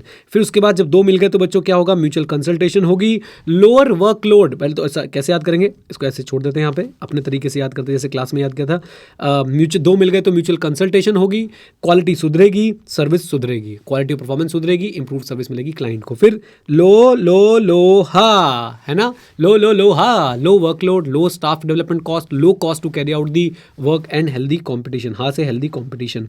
Then disadvantage, भैया फीस शेयर होगी, psychological problems, different standing, you don't belong to this place. Right, and general superiority complex, we are tie and suit Babu. Okay, तो general superiority complex जो है वो आ सकता है कुछ auditors के अंदर। फीस शेयर होगी, psychological problem, superiority complex. Then problem of coordination, भाई साहब एक बंदा अटक गया तो गड़बड़ हो जाएगी, और साथ साथ में कॉमन कंसर्न के कॉजेज चीज़ें जो है नेग्लेक्ट हो सकती है। याद है, अब आपको पता है कैसे कुछ एरियाज होते हैं जिनके लिए सारे ऑडिटर्स रिस्पॉन्सिबल होते हैं, वो एरियाज जो है वो नेग्लेक्ट हो सकते हैं। और अनसर्टेनिटी रहने वाली है about the liability of the work done. तो फीस शेयर होगी, साइकोलॉजिकल प्रॉब्लम्स हो सकती हैं, सुपीरियरशिप की जो है सुपीरियरिटी की प्रॉब्लम जो है वो हो सकती है, उसका कॉम्प्लेक्स आ सकता है, कोऑर्डिनेशन में प्रॉब्लम हो सकती है, कॉमन कंसर्न का एरिया नेग्लेक्ट हो सकता है, और लाइबिलिटी हमेशा जो है एक इशू रहेगी कि हमेशा अनसर्टेनिटी रहेगा कौन लाइबल है। आइए, then audit planning, risk assessment, allocation of work. सबसे आसान था बच्चों ये तो, पूरा जो आपने पूरा ऑडिट पढ़ा हुआ है पहले वही सारी बातें यहाँ पे हो रही हैं। और ध्यान से देखिए इन 3 पॉइंट्स में सिर्फ प्लानिंग और स्ट्रैटेजी की बात हुई है। एंगेजमेंट पार्टनर और की एंगेजमेंट टीम मेंबर्स जो है वो इन्वॉल्व होने चाहिए हर जॉइंट ऑडिटर की तरफ से। किसके अंदर, प्लानिंग दी ऑडिट के अंदर। दोनों मिलके जॉइंटली स्टैब्लिश करेंगे ओवरऑल ऑडिट स्ट्रैटेजी, जो स्कोप, टाइमिंग एंड डायरेक्शन जो है वो सेट करने वाला है। राइट, और हमें पता है strategy guides the development of the audit plan. फिर कमेंसमेंट से पहले दोनों या सारे जॉइंट ऑडिटर्स मिलकर क्या करेंगे, डिस्कस और डेवलप करेंगे जॉइंट ऑडिट प्लान। और जॉइंट ऑडिट प्लान डेवलप करते समय, डिस्कस करते समय वो क्या बातें याद रखेंगे, CSROETE, PEAOE and NETM of resources. तो CS हो गया हमारे पास, हम लोग करेक्टरिस्टिक और स्कोप डिसाइड कर लेंगे। बेसिकली हम लोग आइडेंटिफाई कर लेंगे audit area division and common areas. Right, यहाँ पे बस याद रखिएगा स्कोप हम लोग डिसाइड करने वाले हैं कि कॉमन एरियाज कौन से रहने वाले हैं और हम लोग कौन से एरियाज को जो है डिवाइड कर रहे हैं। देन उसके बाद CSRO रिपोर्टिंग ऑब्जेक्टिव्स हम लोग सेट कर लेंगे ताकि हम लोग क्या कर पाएँ, ऑडिट की टाइमिंग डिसाइड कर पाएँ, कम्युनिकेशन जो है वो डिसाइड कर पाएँ। देन CSRO ETE हम लोग वो फैक्टर्स भी डिसाइड कर लेंगे जो गाइड करते हैं एंगेजमेंट टीम के एफर्ट को। देन हमारे पास आता है PAOE that is preliminary engagement activity, और आपको जो नॉलेज मिली है अदर एंगेजमेंट्स में वो। And finally any team of resources. अच्छा जी, उसके बाद हर ऑडिटर क्या करने वाला है, रिस्क असेसमेंट करने वाला है अपने अपने असाइंड एरियाज़ के लिए और कॉमन एरियाज़ के लिए, और साथ साथ में वो क्या करेगा, डॉक्यूमेंट करने वाला है कि भाई ये जो रिस्क मैंने असेस किया है ये ओवरऑल फाइनेंशियल स्टेटमेंट से रिलेट करता है या स्पेसिफिक ऑडिट एरिया से रिलेट करता है। फिर सारे के सारे ऑडिटर क्या करने वाले हैं, वो ऑडिट प्रोसीजर्स को डॉक्यूमेंट करेंगे, डिस्कस करेंगे, कम्युनिकेट करेंगे NET of the audit procedures. अच्छा जी, देन उसके बाद बच्चों कॉमन एंगेजमेंट लेटर और common management representation letter obtain कर लिया जाएगा 580 एंड 210। अगर मैं बात करूं फोर्थ पॉइंट की वो था 315, फिफ्थ पॉइंट की वो था 330, सिक्स पॉइंट की तो 210 और 580, ये सारे ऐसे के नंबर में ले रहा हूं। सेवन पॉइंट बच्चों यहाँ पे एक अलग आता है और सेवन पॉइंट थाला फॉर रीजन, याद रखेगा वर्क एलोकेशन डॉक्यूमेंट बनेगा, सारे जॉइंट ऑडिटर उस पर साइन करेंगे और TCWG को कम्युनिकेट करेंगे। एक बार वर्क आइडेंटिफाई हो गया और एलोकेट हो चुका है तो वर्क एलोकेशन डॉक्यूमेंट बनाए, सारे ऑडिटर्स पे साइन करें और TCWG को कम्युनिकेट करें। नाउ रिस्पॉन्सिबिलिटी एंड कोऑर्डिनेशन, तो याद रखें बच्चों हर ऑडिटर अपने जो भी बेसिकली जो भी वर्क एलोकेट हुआ है जिस ऑडिटर को, वो उस वर्क के लिए होली रिस्पॉन्सिबल रहने वाला है, इंडिविजुअली रिस्पॉन्सिबल रहने वाला है। ओके, इधर देखिए सर, तो जो वर्क डिवाइड हुआ है अमंग जॉइंट ऑडिटर जो है रिस्पॉन्सिबल होगा सिर्फ उसी वर्क के लिए जो उसको एलोकेट किया गया है, उसी वर्क पे ऑडिट प्रोसेस लगाने के लिए। ये है बच्चों 5 स्टार क्वेश्चन, कौन से ऐसे काम है जिसके लिए सारे जॉइंट ऑडिटर्स जो है ज्वाइंटली और सिविलली रिस्पॉन्सिबल रहने वाले हैं। नंबर 1, जो काम डिवाइड नहीं हुआ। नंबर 2, जिसपे सबने मिलकर डिसीजन लिया। नंबर 3, जो एक जॉइंट ऑडिटर नोटिस में लाया और उसके बाद सब ने उस पर एग्रीमेंट किया।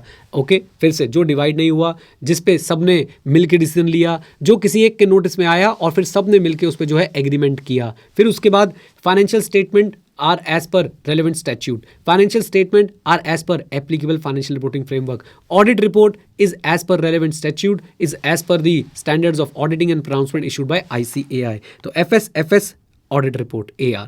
उसके पहले जो डिवाइड नहीं हुए, जो जिसपे सबने मिलकर डिसीजन लिए, जो एक को पता चला और वो सब फिर नोटिस में लेके आया और फिर सबने उस पर एग्रीमेंट किया। राइट, एग्जाम्पल मैंने आपको सारे क्लास में दिए थे बच्चों, 6 के 6 पॉइंट बहुत ज़्यादा इंपॉर्टेंट हैं। ओके, आइए जी मेरी बात को ध्यान से सुनिए बच्चों, ये point individually MCQ correct incorrect के लिए इंपॉर्टेंट है। सुनिए मेरी बात, याद है क्वर्की P&L का ऑडिट कर रहा था और हमारा इनसाइड जो है बैलेंस शीट का ऑडिट कर रहा था। क्वर्की को P&L का ऑडिट करते समय ऐसी अनयूजुअल ट्रांजैक्शन दिखी जिसका इंपैक्ट जो है वो रेवेन्यू रिकग्निशन पे आता था, और रेवेन्यू रिकग्निशन तो भाई साहब डायरेक्टली एसेट लायबिलिटी पे भी इंपैक्ट डालता है, हाँ या ना। तो क्वर्की को क्या करना चाहिए था, क्वर्की को वो बात जो है वो तुरंत कम्युनिकेट करनी चाहिए इनसाइड को, और कम्युनिकेट करनी चाहिए इन राइटिंग। याद रखिएगा, they should communicate these in writing to all other joint auditors before the audit completion. तो अगर एक जॉइंट ऑडिटर को ऐसा मैटर मिलता है जो बाकियों के लिए रेलेवेंट है, उनकी अटेंशन चाहिए, उनको डिस्क्लोज होना चाहिए, उनसे डिस्कशन होना चाहिए, उनकी जजमेंट यूज होनी चाहिए उसके अंदर, तो भाई साहब वो मैटर कम्युनिकेट होना चाहिए in writing to all the other joint auditor before the audit completion. Okay, फिर हर जॉइंट ऑडिटर रिस्पॉन्सिबल है for determining the NET of the audit procedure applied to their allocated work. ये हम पहले ही पढ़ चुके थे। If some work is allocated to a joint auditor, he is responsible for the NET of the audit procedure for that allocated work. Okay, individual responsible है वो उस ऑडिट वर्क के, उस एलोकेटेड वर्क से रिलेटेड इंटरनल कंट्रोल के लिए भी। In short, her allocated work के लिए 315 आपका, 330 आपका, कोई टेंशन की बात नहीं है। जो वर्क डिवाइड नहीं हुआ उस पर सब मिलके काम करेंगे, जो वर्क डिवाइड हो गया उस पर भाई साहब रिस्क असेसमेंट और सब्सटैंटिव प्रोसीजर के लिए वही ऑडिटर रिस्पॉन्सिबल रहेगा जिसको वो काम एलोकेट हो गया था। ऑडिट कंक्लूजन एंड रिपोर्टिंग पे आते हैं। अगेन वेरी इंपॉर्टेंट, जनरली बच्चों कॉमन ऑडिट रिपोर्ट इशू होती है, लेकिन अगर सारे जॉइंट ऑडिटर अग्री नहीं करते हैं तो सेपरेट ऑडिट रिपोर्ट भी इशू हो सकती है।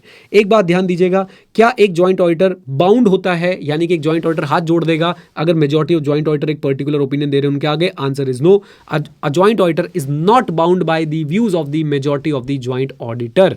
Okay, a joint auditor is not bound by the views of the majority of the joint auditor. ये बात जो है आपने याद रखनी है।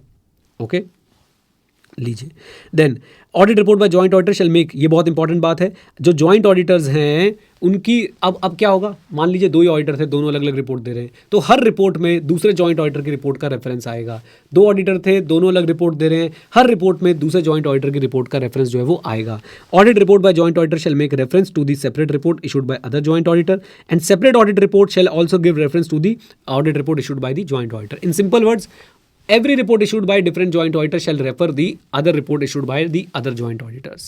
ओके अच्छा जी, और वो रेफरेंस कैसे जाएगा? ओएम पैरा से जाएगा। ओएम पैराग्राफ से क्यों जाएगा? ऐसे 706 याद करिए, 706 में ईओएम ओएम होते थे। ईओएम फाइनेंशियल स्टेटमेंट में डिस्क्लोज्ड आइटम के लिए यूज होता था, जो जरूरी होता था यूजर की फाइनेंशियल स्टेटमेंट की अंडरस्टैंडिंग के लिए, लेकिन ओएम में उन आइटम्स के लिए हम लोग उन आइटम्स के लिए हम लोग यूज़ करते थे जो डिस्क्लोज नहीं है, लेकिन यूज़र की अंडरस्टैंडिंग के लिए ज़रूरी है। यूज़र की अंडरस्टैंडिंग किस चीज़ को लेके? यूज़र की अंडरस्टैंडिंग ऑडिट को लेके जो मैटर ज़रूरी होते हैं वो हम ओएम पैराग्राफ से जो है वो यूज़ करते हैं। लीजिए, पूरा आप लोगों का ऐसे 299 मैंने रिवाइज भी करा दिया है। All the best, God bless you.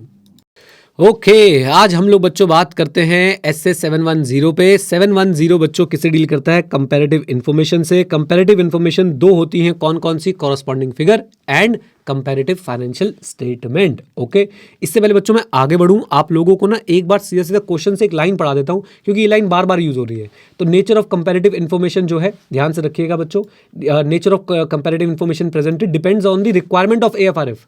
Comparative information क्या होगी? कॉरस्पॉन्डिंग फिगर होगी या कंपैरेटिव फाइनेंशियल स्टेटमेंट होगी? ये डिपेंड करता है किस पे? रिक्वायरमेंट ऑफ एफआरएफ पे।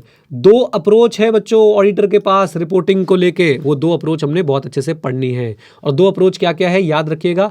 कॉरस्पॉन्डिंग फिगर में, कॉरस्पॉन्डिंग फिगर्स के केस में ऑडिटर का ओपिनियन फाइनेंशियल स्टेटमेंट में सिर्फ करंट पीरियड को रेफर करता है। For corresponding figure auditor opinion on FS refer to only current period only. अच्छा जी, एंड कंपैरेटिव फाइनेंशियल स्टेटमेंट के केस में ऑडिटर का ओपिनियन जो है हर पीरियड को रेफर करता है, जितने भी पीरियड कवर होते हैं आपकी फाइनेंशियल स्टेटमेंट में, current plus all the prior period. Is that clear? बोलिए हाँ के ना, बोल दो हाँ के ना। यस सर, बिल्कुल सर। अच्छा जी, अब बच्चों जरा आगे चले। ऑब्जेक्टिव क्या है? बहुत सिंपल, SAAE ऑब्टेन करना है कि कंपैरेटिव इन्फॉर्मेशन हर मटेरियल एस्पेक्ट में प्रेजेंटेड है इन accordance with the applicable financial reporting framework, और रिपोर्टिंग करनी है। रिपोर्टिंग पे बहुत बड़ा चार्ट है, वहीं से पढ़ लेंगे। डेफिनेशन कंपैरेटिव इन्फॉर्मेशन बच्चों, keywords amount disclosure in respect of one or more prior period in accordance with applicable financial reporting framework। तो अमाउंट और डिस्क्लोजर करंट फाइनेंशियल स्टेटमेंट में इंक्लूड किए गए हैं प्रायर पीरियड के in accordance with applicable financial reporting framework. Then इसको दो parts में बांट सकते हो, कॉरस्पॉन्डिंग फिगर और comparative financial statement. Corresponding figure क्या बोलता है बेटा? करो कॉरस्पॉन्डिंग फिगर, ये तो कॉमन ही आएगा, अमाउंट और disclosure of prior period, integral part है और intended to be read only. याद रखिएगा, intended to be read only in relation to the amount and other disclosure relating to the current period. Amount disclosure prior period के integral part है, current period के intended to be read only. Comparative financial statement की अगर बात करता हूं, amount disclosure prior period के comparison के लिए लिखे हैं, और अगर इनका ऑडिट हुआ तो इनको ऑडिटर ओपिनियन में क्या किया जाएगा? रेफर किया जाएगा। याद रखिए दो अप्रोच हैं। अप्रोच नंबर 1 आपका corresponding figure, no reference in the current year audit report other than in exceptional circumstances. Approach number 2 comparative financial statement, auditor will refer the financial statement of all the prior period along with the current period also. आ जाओ, difference क्या है बच्चों? Corresponding figure present कर देंगे, auditor opinion shall not refer corresponding figure other than in exceptional cases. Comparative financial statement presented है, auditor क्या करेगा? रेफर करेगा हर पीरियड को for which financial statement are presented and on which opinion is expressed. Audit procedure बहुत simple, comparative information को लेके audit procedure क्या है? डिटरमाइन करो कि भाई सब एफएस में कंपैरेटिव इन्फॉर्मेशन जो इंक्लूड हुई है वो एज पर एप्लीकेबल एफआरएफ हुई है और एप्रोप्रिएटली क्लासिफाइड है, as per FRF and appropriately classified. ये करने के लिए ऑडिटर क्या करेगा? ऑडिटर जो है वो अग्री करेगा with the amount of the other amount and other disclosure presented in the prior period. तो सबसे पहली बात, agree the comparative information, match बच्चों, मैच वर्ड याद रखते हैं, match the comparative information with the amount and disclosure presented in the prior period. And check करो accounting policy जो रिफ्लेक्ट हो रही है कंपैरेटिव इन्फॉर्मेशन में वो कंसिस्टेंट है करंट पीरियड की अकाउंटिंग पॉलिसी से। अकाउंटिंग पॉलिसी जो रिफ्लेक्ट हो रही है कंपैरेटिव इन्फॉर्मेशन में that is consistent with the accounting policy applied in the current period, and if it is not consistent then it must be appropriately accounted for, presented and disclosed। जो changes है वो appropriately accounted for, presented and disclosed होने चाहिए। Audit process बच्चों एक बार दोबारा से बोलूंगा, ये वाला बिल्कुल मत हार मानिएगा, इसमें याद हो गया है आपको, याद रखिए। Audit procedure with respect to comparative information, सबसे पहले हमें चेक क्या करना है? फाइनेंशियल स्टेटमेंट में comparative information as per applicable financial reporting framework है और वो इन्फॉर्मेशन प्रॉपर्ली क्लासिफाइड है। इसके लिए हम लोग क्या क्या करने वाले हैं? नंबर 1 मैच करेंगे, अग्री करेंगे। किसको मैच और अग्री करेंगे? कंपैरेटिव इन्फॉर्मेशन को amount and other disclosure in the prior period financial statement, और साथ साथ में चेक करेंगे अकाउंटिंग पॉलिसी जो आपकी कंपैरेटिव इन्फॉर्मेशन में है वो कंसिस्टेंट है कि नहीं, किसके साथ? करंट पीरियड के साथ। अच्छा जी, अगर कोई चेंज है तो वो चेंज क्या होना चाहिए? Properly accounted for, disclosed and presented presented होना चाहिए। डन, आ जाओ जी। देन अगर पॉसिबल मटेरियल में स्टेटमेंट लग रही है कंपैरेटिव इन्फॉर्मेशन में, nothing doing, additional audit procedure लगाओ, sufficient appropriate audit evidence obtain करो। और साथ साथ में बच्चों, अगर ऑडिटर ने prior period financial statement audit किए हैं तो आपको ऐसे 560 की रिक्वायरमेंट भी फॉलो करनी पड़ जाएगी। Is that clear? बोल दो हाँ के ना। सर इस पे कोई क्वेश्चन आया हुआ क्या है? Yes yes yes dear, yes dear, इस पे क्वेश्चन आया हुआ है। और वो क्वेश्चन कहाँ पे है? ये रहा वो क्वेश्चन। देखिए इस तरीके से आपसे क्वेश्चन पूछा गया बच्चों। MTP 2018 5 मार्क्स, मई 2019 आपका RTP में। तो ये आपको audit procedure as it is यहाँ पे जो है वो बता के आने पड़ेंगे। ओके, एक बात बच्चों इसके अंदर और ऐड कर लीजिएगा, हमारे बुक में भी है रिटर्न रिप्रेजेंटेशन वाली। रिटर्न रिप्रेजेंटेशन मैं आपको यहाँ से रिवाइज कराना चाहूंगा, बड़ा स्मार्टली यहाँ पे ICAI ने लिखा है कि auditor shall request written representation for all the periods refer to in the auditor's opinion. And कौन सा पीरियड हम रेफर करते हैं डिपेंड करता है कि वो क्या है, कम और डिपेंड करता है वो कॉरस्पॉन्डिंग फिगर है या कंपैरेटिव फाइनेंशियल स्टेटमेंट है। ओके, और साथ साथ में क्या ऑडिटर को स्पेसिफिक रिटर्न रिप्रेजेंटेशन भी रिक्वेस्ट कर सकता है regarding any prior period item that is separately disclosed? Answer is yes, the auditor may request specific return representation for any prior period item that is specifically disclosed in the current year financial statement. Done. ये बच्चों यही written representation वाला point आप revision video से पढ़ेंगे, इसी को पकड़ लीजिएगा, आपके क्वेश्चन बैंक में भी ये दे रखा है। डन, आ जाओ जी। Then let's move audit reporting पे आ जाते हैं बच्चों। रिपोर्टिंग के लिए तो मैंने बहुत मेहनत करके कुछ चार्ट्स बनाए हैं, इनके अंदर कुछ छोटी छोटी मिस्टेक्स हैं क्योंकि वो वॉइस टू टेक्स्ट में हो गई थी, बट वो मैं करेक्ट कर दूंगा आपके लिए। Audit reporting of corresponding figure, याद रखिए बच्चों, जनरली स्पीकिंग क्या रेफरेंस टू कॉरस्पॉन्डिंग फिगर हम लोग देते हैं? Come on tell me yes और नो, क्या रेफरेंस टू कॉरस्पॉन्डिंग फिगर हम लोग देते हैं? दुष्टो, जान निकाल दूंगा तुम्हारी, सिर्फ बैठे हुए यहाँ पे बोलो बोलो, क्या रेफरेंस टू कॉरस्पॉन्डिंग फिगर हम लोग देते हैं? Answer is no, reference to corresponding figure हम लोग नहीं देते हैं। लेकिन क्या उसकी कुछ एक्सेप्शन है? आंसर इज यस, बिल्कुल एक्सेप्शन है। पहले ये वाली एक्सेप्शन पढ़ते हैं। ऑडिट एविडेंस मिल गया है कि मटेरियल स्टेटमेंट एग्जिस्ट करती है प्रायर पीरियड फाइनेंशियल स्टेटमेंट में जिसपे पहले अनमॉडिफाइड ओपिनियन गया था। ऑडिट एविडेंस मिल गया है कि मटेरियल स्टेटमेंट एग्जिस्ट करती है प्रायर पीरियड फाइनेंशियल स्टेटमेंट में जिसमें पहले क्या गया था? अनमॉडिफाइड ओपिनियन गया था। तो हम लोग क्या करेंगे? क्या मिसस्टेटमेंट प्रॉपर्ली डील कर ली गई है एज पर FRF? अगर कर ली गई है वेरी गुड, हम लोग करंट पीरियड का फाइनेंशियल स्टेटमेंट को कॉरस्पॉन्डिंग फिगर के लिए मॉडिफाई नहीं करेंगे। लेकिन अगर बच्चों एप्रोप्रिएटली एड्रेस नहीं है तो हम लोग एक्सप्रेस करेंगे क्वालिफाइड या adverse opinion current period financial statement modified with respect to the corresponding figures. याद रखेंगे, बोलिए हाँ के ना। अच्छा जी, सेकंड पॉइंट बच्चों हमारे पास क्या निकल के आता है? Audit report in prior period financial statement was modified still unresolved. लो जी लो, आपने प्रायर पीरियड में जो है मॉडिफाइड ओपिनियन दिया था, आज तक वो मॉडिफिकेशन रिजॉल्व नहीं हुई है। एक बात पक्की है, मॉडिफाई होगी करंट वाली रिपोर्ट भी। अब आपको देखना है कि उसका इंपैक्ट मटेरियल है या नहीं है। अगर मटेरियल है तो बेटा इसका इंपैक्ट किस पे आ रहा है? लैंग्वेज पे इंपैक्ट आ रहा है। कौन सी लैंग्वेज पे? जो आपका बेसिस फॉर ओपिनियन सेक्शन होता है उसकी लैंग्वेज पे इंपैक्ट आ रहा है। बेसिस फॉर मॉडिफिकेशन पैराग्राफ में हम लोग क्या करने वाले हैं? Refer both current period figures and corresponding figure in the description of the matter giving rise to the modification. तो बेसिस फॉर मॉडिफिकेशन पैराग्राफ में आप लोग करंट पीरियड को, करंट फिगर्स को और साथ साथ में कॉरस्पॉन्डिंग फिगर को रेफर करके बताएंगे कि भाई क्यों मैं मॉडिफाई कर रहा हूं। और साथ साथ में अगर बच्चों उसका इंपैक्ट मटेरियल नहीं है तो हम लोग क्या करेंगे? बेसिस फॉर मॉडिफिकेशन पैराग्राफ में एक्सप्लेन करेंगे कि ऑडिट ओपिनियन मॉडिफाई किया है बिकॉज ऑफ द इफेक्ट और possible effect of the unresolved matter. And क्या वर्ड आएगा यहाँ पे? जरा चैट में बताओ क्या वर्ड आएगा यहाँ पे? कंपैरेबिलिटी। बोलिए क्या वर्ड आएगा? कंपैरेबिलिटी, कंपैटिबिलिटी नहीं, comparability of the current period figures and the corresponding figures. याद रखेंगे, बोलिए हाँ के ना, कम ऑन। लीजिए बच्चों, ये अप्रोच भी हमारी कंप्लीट हो गई है। अब इधर आ जाओ जरा दूसरे पार्ट पे रिपोर्टिंग के। अगर बच्चों प्रायर पीरियड फाइनेंशियल स्टेटमेंट किसी और ने ऑडिट किया था तो अदर मैटर पैराग्राफ तो आएगा ही आएगा। बस लॉ रेगुलेशन की रिक्वायरमेंट चेक कर लेंगे, अगर लॉ रेगुलेशन की रिक्वायरमेंट है अदर मैटर पैराग्राफ डालेंगे। और इस पर भी क्वेश्चन आया हुआ है कि अदर मैटर पैराग्राफ का कंटेंट क्या होता है। 3 बातें लिखनी है कि फाइनेंशियल स्टेटमेंट किसी और ने ऑडिट की थी, 1। नंबर 2, ओपिनियन क्या दिया था, ओपिनियन अगर मॉडिफाइड था तो उसके reasons. And number 3, date of audit report. बोलो भारत माता की जय। आ जाओ जी। देन इसके बाद बच्चों ऑडिट रिपोर्टिंग कॉरस्पॉन्डिंग फिगर्स पे जब prior period financial statement audited नहीं थे, जब prior period financial statement audited नहीं थे तो उस केस में हम लोग अदर मैटर पैराग्राफ में बताएंगे कि भाई साहब देखो प्रायर पीरियड फाइनेंशियल स्टेटमेंट जो है वो कॉरस्पॉन्डिंग फिगर्स जो है ऑडिटेड नहीं है। लेकिन क्या ये बात ऑडिटर को रिलीव कर देती है from obtaining SAAE about opening balance? Answer is no. भैया 510 से आप रिलीव नहीं हो, नॉट रिलीव फ्रॉम 510। 510 की रिक्वायरमेंट आपके ऊपर एप्लीकेबल रहने वाली है। ओके, बोलो हाँ के ना। Yes sir, yes sir. आ जाओ जी। Then audit reporting in case of comparative financial statement. Comparative financial statement के केस में रिपोर्टिंग कैसे होगी? नंबर 1, सबसे पहली बात बच्चों में पता है ऑडिट रिपोर्ट में क्या होगा? हर पीरियड को रेफर किया जाएगा for which financial statement were presented and on which opinion is expressed. Point number 1, यही तो डिफरेंस था। नंबर 2, ऑडिट ओपिनियन और प्रायर पीरियड फाइनेंशियल स्टेटमेंट बच्चों का डिफर करता है। आप पुराने ऑडिटर थे, आपने पहले जो है अनमॉडिफाइड ओपिनियन दिया था प्रायर पीरियड पे, अब आप लोग जो है वो क्या देने वाले हैं, मॉडिफाइड ओपिनियन दे रहे हैं, या उल्टा भी हो सकता है, पहले मॉडिफाइड था अब अनमॉडिफाइड देने वाले हैं। तो आपको अपने रीजंस बताने पड़ेंगे for different opinion in the other matter paragraph in accordance with the SS 706। गलती मान लो।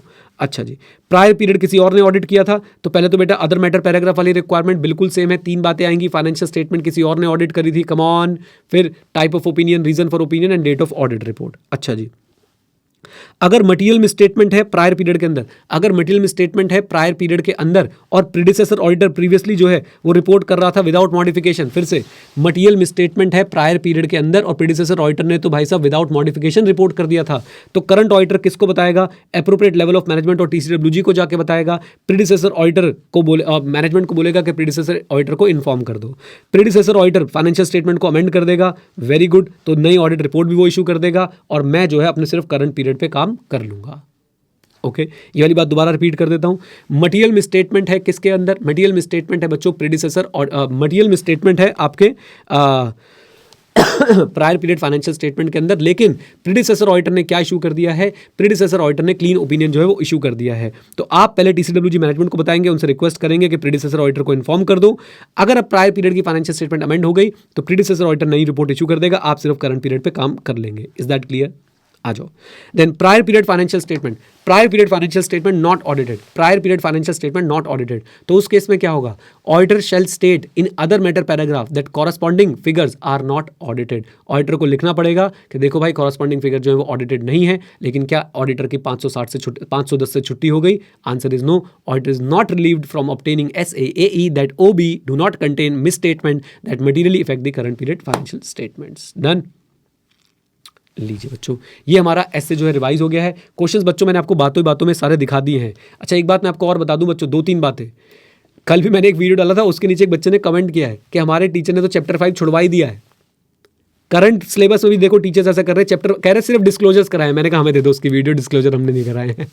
तो डिस्क्लोजर बच्चों हम लोग कर लेंगे, डोंट वरी एट ऑल। अगर मेरा मूड बना रहा तो डिस्क्लोजर करा दूंगा, अदरवाइज फिर बोल रहा हूँ चैप्टर 5, चैप्टर 9 और ये वाले एसेस बच्चों हर कोई छुड़वा देता है, छोड़ के चले जाते हैं बच्चे आराम से। उस समय बच्चों को ना मोटिवेट करना बहुत आसान होता है, कितना पढ़ोगे छोड़ दो ना, बस ये सिलेक्टिव पढ़ के चले जाओ, हमारी ICAS से सेटिंग है, हमारी बुक से आएगा।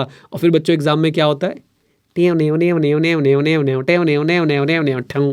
ओके। तो प्लीज़ प्लीज़ प्लीज़ ध्यान से ज़रा साथ में रहिएगा। खैर, क्वेश्चंस बच्चों मैंने आपको पढ़ा दिए हैं। क्वेश्चंस देखिए 710 के एक तो यही थे कि भाई अप्रोच क्या हो सकती है, ऑडिट प्रोसीजर क्या होते हैं, और साथ साथ में आप अगर देखेंगे तो रिपोर्टिंग को लेके क्वेश्चन आपसे पूछा जा सकता है। रिपोर्टिंग में बच्चों किसकी कॉरस्पॉन्डिंग फिगर की ज़्यादा इंपॉर्टेंट है, हमने अभी पूरी पढ़ ली। और बच्चों आप लोग देखेंगे तो आपसे अदर मैटर पैराग्राफ को लेके जो है वो क्वेश्चन पूछा जा सकता है। ये सारे क्वेश्चन हमने जो है क्लास में कवर कर लिए थे। उम्मीद करता हूँ कि आपने कुछ सीखा।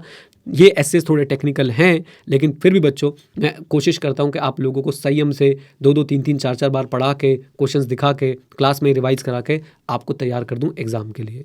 देखिए, हम बच्चों ये नहीं बोल सकते ना कि ये छोड़ दो, मुझे पूरा ऐसे पढ़ाना है, ऑल्दो मुझे पता है इसमें से क्या इंपॉर्टेंट है और उसको मैं आपको बच्चों क्वेश्चंस भी करा देता हूँ, लेकिन मैं ये नहीं बोल सकता ना ये पार्ट छोड़ दो। और अंडरस्टैंडिंग में मेरे को लगता है कि मैं ये नहीं बोल रहा 100% बोलना ही बच्चों झूठ है। मुझे लगता है कि इन एसेज में जो हम लास्ट में पढ़ रहे हैं इनमें आपको 90, 85, 80 तक भी अगर अंडरस्टैंडिंग है, I am okay with it. बाकी एसेज बच्चे जो हम शुरू में पढ़ते हैं, बाकी चैप्टर्स जो हम पढ़ते हैं उसमें हम 95, 98 तक ले जाने की कोशिश करते हैं, उसमें भी 100% कोई बोल देते वो झूठ बोल रहा है, मैं आपको बता रहा हूँ। डन, बोल दो हाँ के ना। चलिए जी, तो अब हम लोग चलते हैं और आप लोगों से बातचीत करते हैं क्लास के पश्चात, मतलब रिवीजन के बाद। आ जाओ। चलिए सर, तो आज हम लोग क्या रिवाइज कर रहे हैं, SA 530 ऑडिट सैम्पलिंग। इसके लिए बच्चों सबसे पहले मैंने आपको जो क्लास में नोट्स बनवाए थे उसमें आ जाओ। मीनिंग ऑफ सैम्पलिंग क्या है? सैम्पलिंग का मतलब है application of audit procedure to less than 100% of the population. Okay, sampling कैसे होनी चाहिए? Must be done in a way that every item must have equal chance of selection. Audit sampling से बच्चों आपको क्या मिलता है? ऑडिट सैम्पलिंग से आपको रीजनेबल बेसिस मिलता है, आपको मतलब ऑडिटर को, ताकि आप कंक्लूजन बना पाए अबाउट दी, हाँ जी, ताकि आप लोग कंक्लूजन बना पाए about the entire population from which sample is selected. एक बार फिर से 30 सेकंड लगे बस ये पढ़ने में। ऑडिट सैम्पलिंग क्या है? Refers to application of sorry हाँ जी, ऑडिट सैम्पलिंग क्या है? Refers to application of audit procedure to less than 100% of the population. Sampling बच्चों ऐसे होनी चाहिए कि every item must have equal chance of selection. और याद रखिए सैम्पलिंग बच्चों क्या देना चाहिए? सैम्पलिंग से आपको क्या मिलता है? Reasonable basis to draw conclusion about the entire population. Now यहाँ बच्चों एक छोटा सा टॉपिक है जो ICAI ने अपनी बुक में डाल रखा है और मैंने अपनी बुक में इंक्लूड नहीं किया, बट मैंने आपको क्लास में लिखवा दिया है। और वो क्या टॉपिक है? Limitation of traditional approach. Traditional approach मतलब क्या? Routine checking, detail checking of each and every transaction. वो क्या है बच्चों? इकोनॉमिकली वेस्टफुल है। और याद रखिए बच्चों, उसमें होता क्या है? All the transactions were checked and ये इनएफिशिएंट थी, टाइम कंज्यूमिंग थी, कॉस्टली थी। नॉन रूटीन एरर्स और फ्रॉड्स जो है बच्चों, वो धीरे धीरे क्या हो रहे हैं? जो आपके नॉन रूटीन एरर्स हैं, आप ऐसा बोल लीजिए, जो आपके रूटीन एरर्स हैं और जो फ्रॉड्स हैं वो धीरे धीरे डिमिनिश हो रहे हैं because of what? Internal controls. Also routine checking often does not reveal material issues, यानी कि वो क्या होती है? नॉन कॉन्सिक्वेंशियल होती है। मेरे साथ बोल लीजिए क्या होती है? कम ऑन टेल मी, जल्दी बोलिए। नॉन कॉन्सिक्वेंशियल होती है। वर्ड बोल लो बेटा, क्या होती है? नॉन कॉन्सिक्वेंशियल होती है। इस नो को यहाँ से हटाई दो। लो जी, तो रूटीन एरर और फ्रॉड बच्चों धीरे धीरे जो है वो कम होते जा रहे हैं because of what? Formal internal controls. लीजिए, इसके बाद बच्चों हम लोग क्या देखते हैं? इसके बाद हम लोगों ने क्या देखा? इसके बाद बच्चों हम लोगों ने देखा कि रिस्क बेस्ड अप्रोच आज की डेट में आ चुकी है, जो प्रिंसिपल बेस्ड होती है, कंट्रोल बेस्ड होती है, नॉन कॉन्सिक्वेंशियल रूटीन चेकिंग को रिड्यूस कर देती है और सीधा ऑडिटर को मौका देती है हाई रिस्क और इंपॉर्टेंट एरियाज पे फोकस करने के लिए। लीजिए, मीनिंग ऑफ सैम्पलिंग और ट्रेडिशनल वाला टॉपिक हमने कर दिया। अब बच्चों नेक्स्ट टॉपिक हमारे पास कौन सा आया था? Precautions, precautions, precautions. बहुत इंपॉर्टेंट है, ये ICAI के बैक क्वेश्चन में कवर्ड है। क्या प्रिकॉशंस लेने हैं आपने टेस्ट चेकिंग लगाते समय, यानी सैम्पलिंग करते समय? पहले बच्चों याद कीजिए, टोटल 8 पॉइंट है, हमने 4 में बांट दिए। Accounting system, internal control. फिर उसके बाद बच्चों ने क्या बोला कि भाई एरियाज देख लो जहां पे सैम्पलिंग सूटेबल नहीं है। फॉर एग्जांपल कंप्लायंसेस वाला एरिया है, for example few transaction large amount वाला एरिया है। ओके, बोलो हाँ कहना। अच्छा जी, देन उसके बाद बच्चों हम लोग क्या बात करते हैं? Sampling method, stratification, sample size. Sampling method, stratification, sample size. And finally हमारे पास क्या बचता है? अनबायस्ड होना चाहिए। और याद रखिए बच्चों, अगर कोई एरर मिला है तो उसको प्रॉपर एनालाइज करना है। आइए एक बार दोबारा से रिवाइज करते हैं, बहुत इंपॉर्टेंट क्वेश्चन है।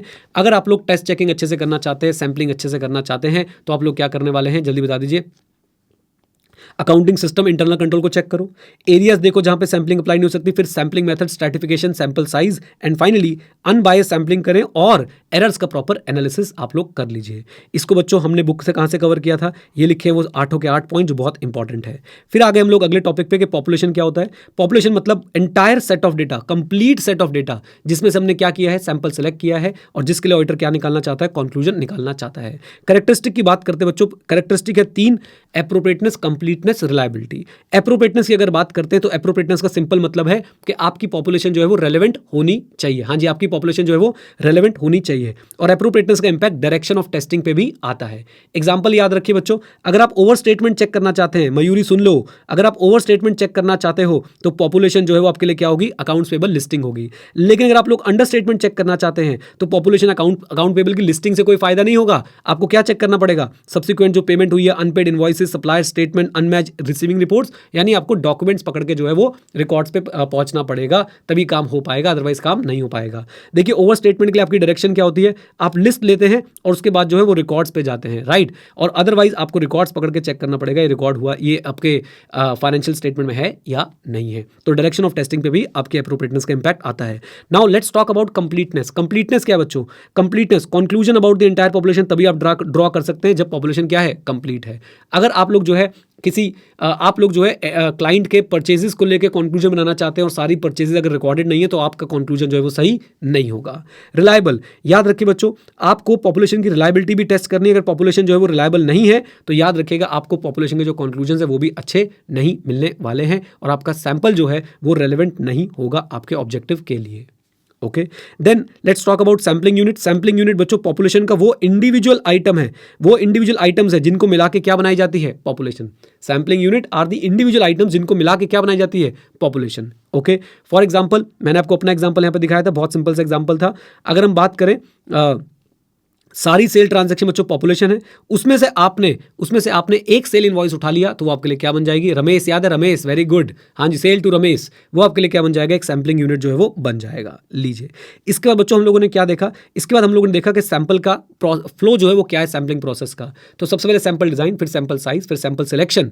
सिलेक्शन के बाद उस पर लगाएंगे प्रोसीजर, फिर बच्चों हम लोग क्या करने वाले हैं, फिर हमें मिलेंगी डेविएशन, डेविएशन का नेचर और कॉस्ट जानेंगे, फिर हम क्या करेंगे प्रोजेक्शन, और फाइनली हम लोग करेंगे इवैल्यूएशन कि हम लोग पॉपुलेशन का कंक्लूजन निकाल पाए या नहीं निकाल पाए। फिर से सबसे पहले सैंपल डिजाइन, फिर बच्चों हम लोग क्या करने वाले सैंपल साइज, फिर हम लोग करने वाले मेन काम सैंपल सिलेक्शन, सैंपल सिलेक्ट होकर उसके ऊपर लगाएंगे प्रोसीजर, प्रोसीजर लगा के हमें मिलेंगी डेविएशन, उसका नेचर और कॉस्ट जानेंगे, फिर बच्चों हम लोग उसे क्या करेंगे प्रोजेक्ट पॉपुलेशन के अंदर, और फिर हम लोग इवैल्यूएट करेंगे कि हम पॉपुलेशन का कंक्लूजन निकाल पा रहे हैं या नहीं। ठीक है जी, बहुत ही बढ़िया।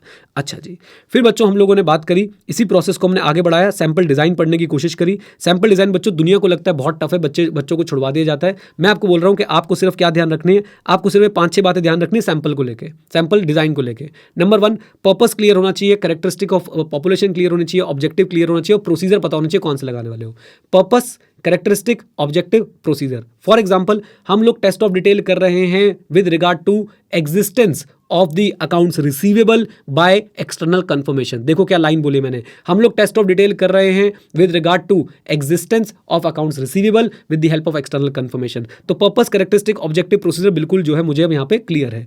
फिर ये भी डिफाइन कर देता है ऑडिटर के मिस स्टेटमेंट क्या मानी जाएगी। अगर आपकी कंफर्मेशन के शॉर्टली बाद ही जो है पैसा रिसीव हो गया है तो भाई साहब उसे हम लोग मिस स्टेटमेंट नहीं मानेंगे। टेस्ट ऑफ कंट्रोल में हम लोग सैंपल डिजाइन करते समय हम क्या करेंगे, एस्टिमेटेड रेट ऑफ डेविएशन को भी हम लोग जो है वो कंसिडर करते हुए चलेंगे, क्योंकि इसका भी इंपैक्ट बच्चों sample design as well as sample size पे भी आने वाला है। अब आपको पता है कैसे आने वाला है, अगर एक्सपेक्टेड रेट ऑफ डेविएशन ज्यादा है तो सैंपल साइज भी ज्यादा कर दूंगा। ऐसे ही टेस्ट ऑफ डिटेल के केस में हम लोग क्या करने वाले हैं, हम लोग बच्चों एस्टिमेटेड एरर अमाउंट को जो है एक्सपेक्टेड एरर अमाउंट को जो है वो हम लोग क्या करके चलेंगे, एस्टिमेट करके चलेंगे। Expected rate of deviation, expected error amount, इनको हम लोग क्या करके चलेंगे, एस्टिमेट करके चलेंगे। बताइए सैंपल डिजाइन पे अगर आपसे कोई कुछ पूछ ले तो क्या बच्चों आप शॉर्ट नोट लिख के आ सकते हैं, यस। पर्पस ऑफ प्रोसीजर पता होना चाहिए, कैरेक्टरिस्टिक ऑफ पॉपुलेशन पता होना चाहिए, स्पेसिफिक ऑब्जेक्टिव, ऑडिट प्रोसीजर पता होना चाहिए। क्लियरली डिफाइन करो मिस स्टेटमेंट क्या होती है। एग्जांपल उठा के फेंक के मारो, टेस्ट ऑफ डिटेल कर रहे हैं एग्जिस्टेंस ऑफ अकाउंट्स रिसीवेबल का such as confirmation, come on बोलो हाँ के ना, बोल दो हाँ के ना। तो उसके इसमें पेमेंट अगर कस्टमर दे देता है बिफोर द कंफर्मेशन बट थोड़ी दिनों बाद रिसीव होती है आफ्टर द कंफर्मेशन, तो उसे मिस स्टेटमेंट नहीं मानेंगे। फिर मैंने आपको 2 पॉइंट बहुत शॉर्ट में पढ़ा है। टेस्ट ऑफ कंट्रोल करते समय, टेस्ट ऑफ कंट्रोल के केस में बच्चों आप लोगों को क्या करना है, सैंपल डिजाइन करते समय एक्सपेक्टेड रेट ऑफ डेविएशन को भी एस्टिमेट करना है, और ऐसे ही टेस्ट ऑफ डिटेल करते समय, टेस्ट ऑफ डिटेल के लिए सैंपल डिजाइन करते समय आपको एस्टिमेटेड एरर अमाउंट को भी जो है, आपको expected rate of error amount को जो है वो क्या करना है, एस्टिमेट करके चलना है। लीजिए सैंपल साइज बच्चों, सैंपल साइज कैसा हो, सफिशिएंट हो, एप्रोप्रिएट हो, ताकि आप लोग सैंपलिंग रिस्क को क्या कर सके, एक्सेप्टेबली लो लेवल तक रिड्यूस कर सके। हाँ जी, एक्सेप्टेबली लो लेवल तक क्या कर सके, रिड्यूस कर सके। याद रखिए सैंपलिंग रिस्क का डायरेक्ट इंपैक्ट आता है सैंपल साइज पे। Higher the sample risk you are willing to accept, higher the sample risk you are willing to accept, lower will be the sample size. Okay, और lower the risk you are willing to accept, higher will be the sample size. Is that clear? बोलिए हाँ के ना। फिर बच्चों आपसे direct question बनते हैं 2 factors influencing sample size of test of control. तो आप बोलेंगे जी 4 फैक्टर पढ़ाए थे हमारे मास्टर ने, 4 फैक्टर कौन कौन से थे, जरा साथ में मेरे बढ़िएगा बच्चों और अच्छे से बोलिएगा 4 फैक्टर कौन कौन से थे, जरा ध्यान सुनना बच्चों। नंबर 1, इसको आप लोग कैसे पढ़ेंगे, इसको आप लोग ऐसे पढ़ेंगे, रेलेवेंस ऑफ पर्टिकुलर कंट्रोल। अगर एक कंट्रोल आपके लिए बहुत ज्यादा रेलेवेंट है तो भैया उसका सैंपल साइज आप क्या कर देंगे, इंक्रीज कर देंगे। Number 2, tolerable rate of deviation बढ़ गया, कितनी डेविएशन मैं झेल सकता हूं, अजी मैं तो ज्यादा डेविएशन झेल सकता हूं, मटेरियलिटी लेवल बढ़ा दिया मैंने बच्चों एक तरीके से इंटरनल कंट्रोल में, तो उससे टॉलरेबल रेट ऑफ डेविएशन बोल दिया, सैंपल साइज क्या कर दूंगा, कम। एक्सपेक्टेड रेट ऑफ डेविएशन बढ़ गया, है अल्लाह इनके तो भाई बहुत मिस्टेक होने वाली है इंटरनल कंट्रोल में, सैंपल साइज बढ़ा दो। राइट, लेवल ऑफ एश्योरेंस मुझे ज्यादा चाहिए, लेवल ऑफ एश्योरेंस मुझे ज्यादा चाहिए, सैंपल साइज जो है वो बढ़ा दो। अब इसी में से बच्चों ये पॉइंट और ये पॉइंट मैं एज इट इज उठा के जो है वो नीचे लगा सकता हूं। एक्स्ट्रा पॉइंट क्या क्या आएंगे, एक एक्स्ट्रा पॉइंट आएगा बच्चों रोमम वाला, रोमम अगर बढ़ गया तो भाई टेस्ट ऑफ डिटेल में मेरा सैंपल साइज भी बढ़ जाएगा। अच्छा ये टॉपिक कौन सा है, factors influencing the sample size in case of test of detail. तो पहला हो गया जी रोमम।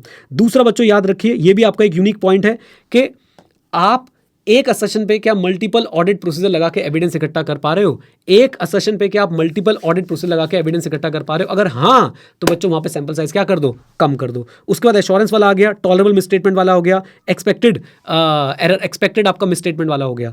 एश्योरेंस लेवल ज्यादा चाहिए, सैंपल साइज बढ़ा दो। टॉलरेबल रेट, याद सुनिएगा, ध्यान सुनिएगा, टॉलरेबल रेट या फिर मैं बोलूंगा टॉलरेबल मिसस्टेटमेंट आपकी कम हो गई है, कम हो गई है, कम, यानी कि भैया मैंने मटेरियलिटी कम कर दी है, सैंपल साइज बढ़ा दूंगा। ओके, एंड उसके बाद बच्चों एक्सपेक्टेड मिसस्टेटमेंट मेरी बढ़ गई है, सैंपल साइज बढ़ा दूंगा। और फिर याद रखिए बच्चों अगर स्ट्रैटिफिकेशन आप लोग कर पा रहे हैं तो ओवरऑल सैंपल साइज क्या हो जाएगा, रिड्यूस हो जाएगा। Done done done done, yes sir, yes sir. चलो जी अब बच्चों इसके बाद हम लोग पढ़ेंगे सैंपल सिलेक्शन, सैम्पलिंग रिस्क का टॉपिक आएगा, फिर वो सारा प्रोसेस हमें जो है अच्छे से कंप्लीट करना है। उसके बाद आईसीए ने सैम्पलिंग के जो मेथड्स बताए हैं, स्टैटिस्टिकल नॉन स्टैटिस्टिकल सैम्पलिंग बताई है, स्ट्रैटिफिकेशन बताई है, वो सारी चीज़ें मैं आपको धीरे धीरे प्यार प्यार से हौले हौले करवा दूंगा। Okay, all the best, God bless you, take care.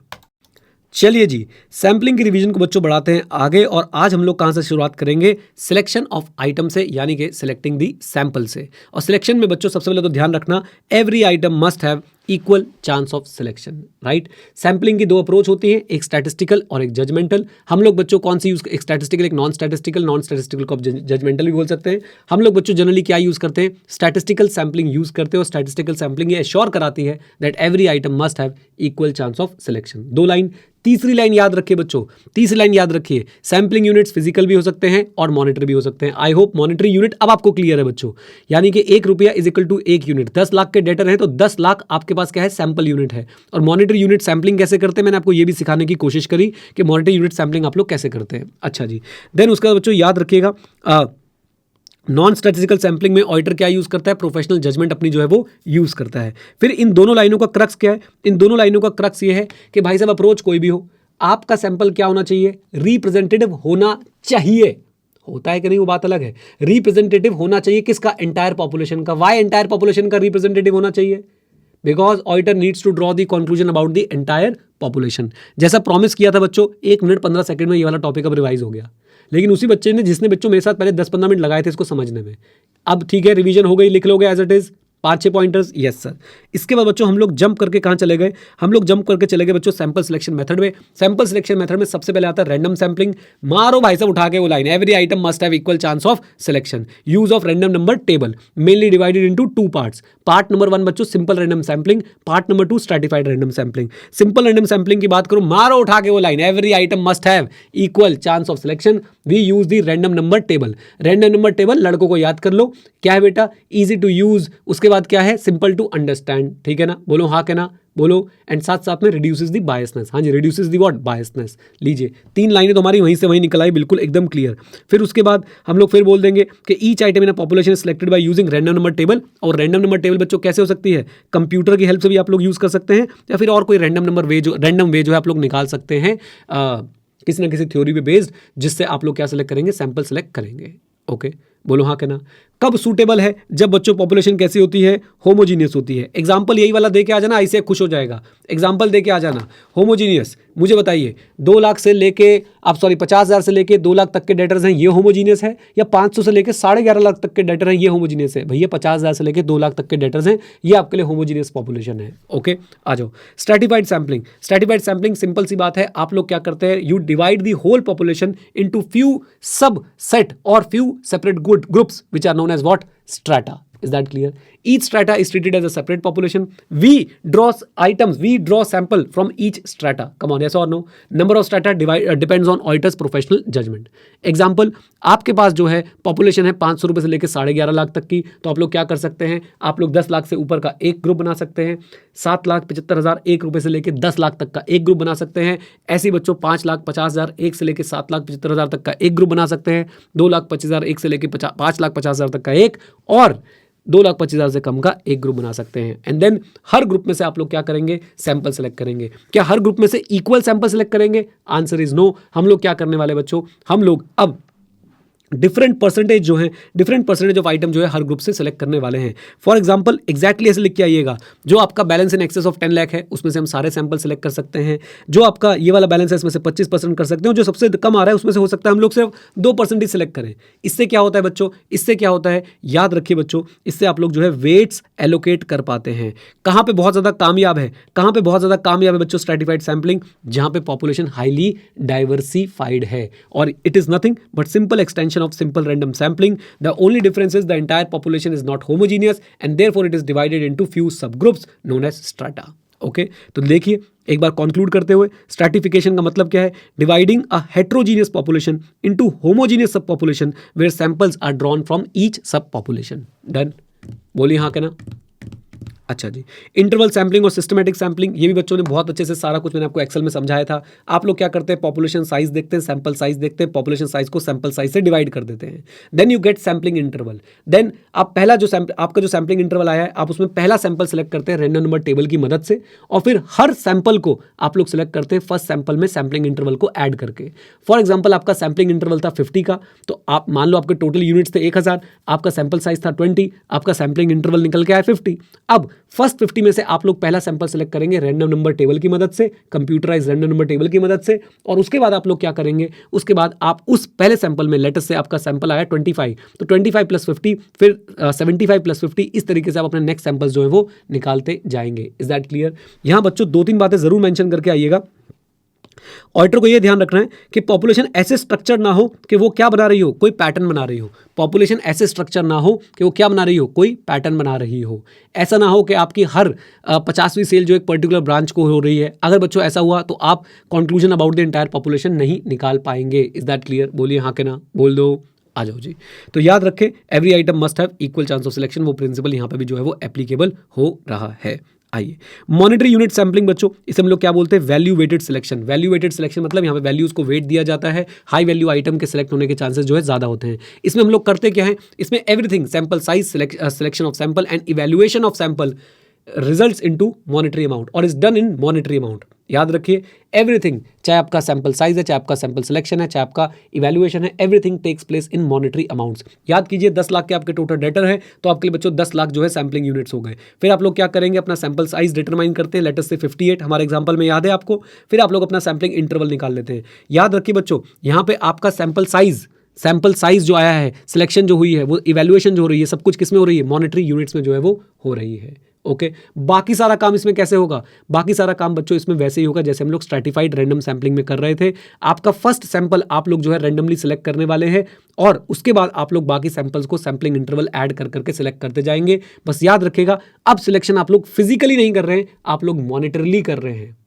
याद है, पहला आया था 3017, तो हमने देखा पहला डेटर हमारा 3000 रुपए का, उसको सिलेक्ट नहीं किया। अगला डेटर 1000 रुपए का था, क्यूमुलेटिव बैलेंस देखा 4000, क्या उस 4000 में 3017 आ रहा था? आंसर इज यस, हमने उसको पिक कर लिया। Is that clear? बोलो हाँ के ना।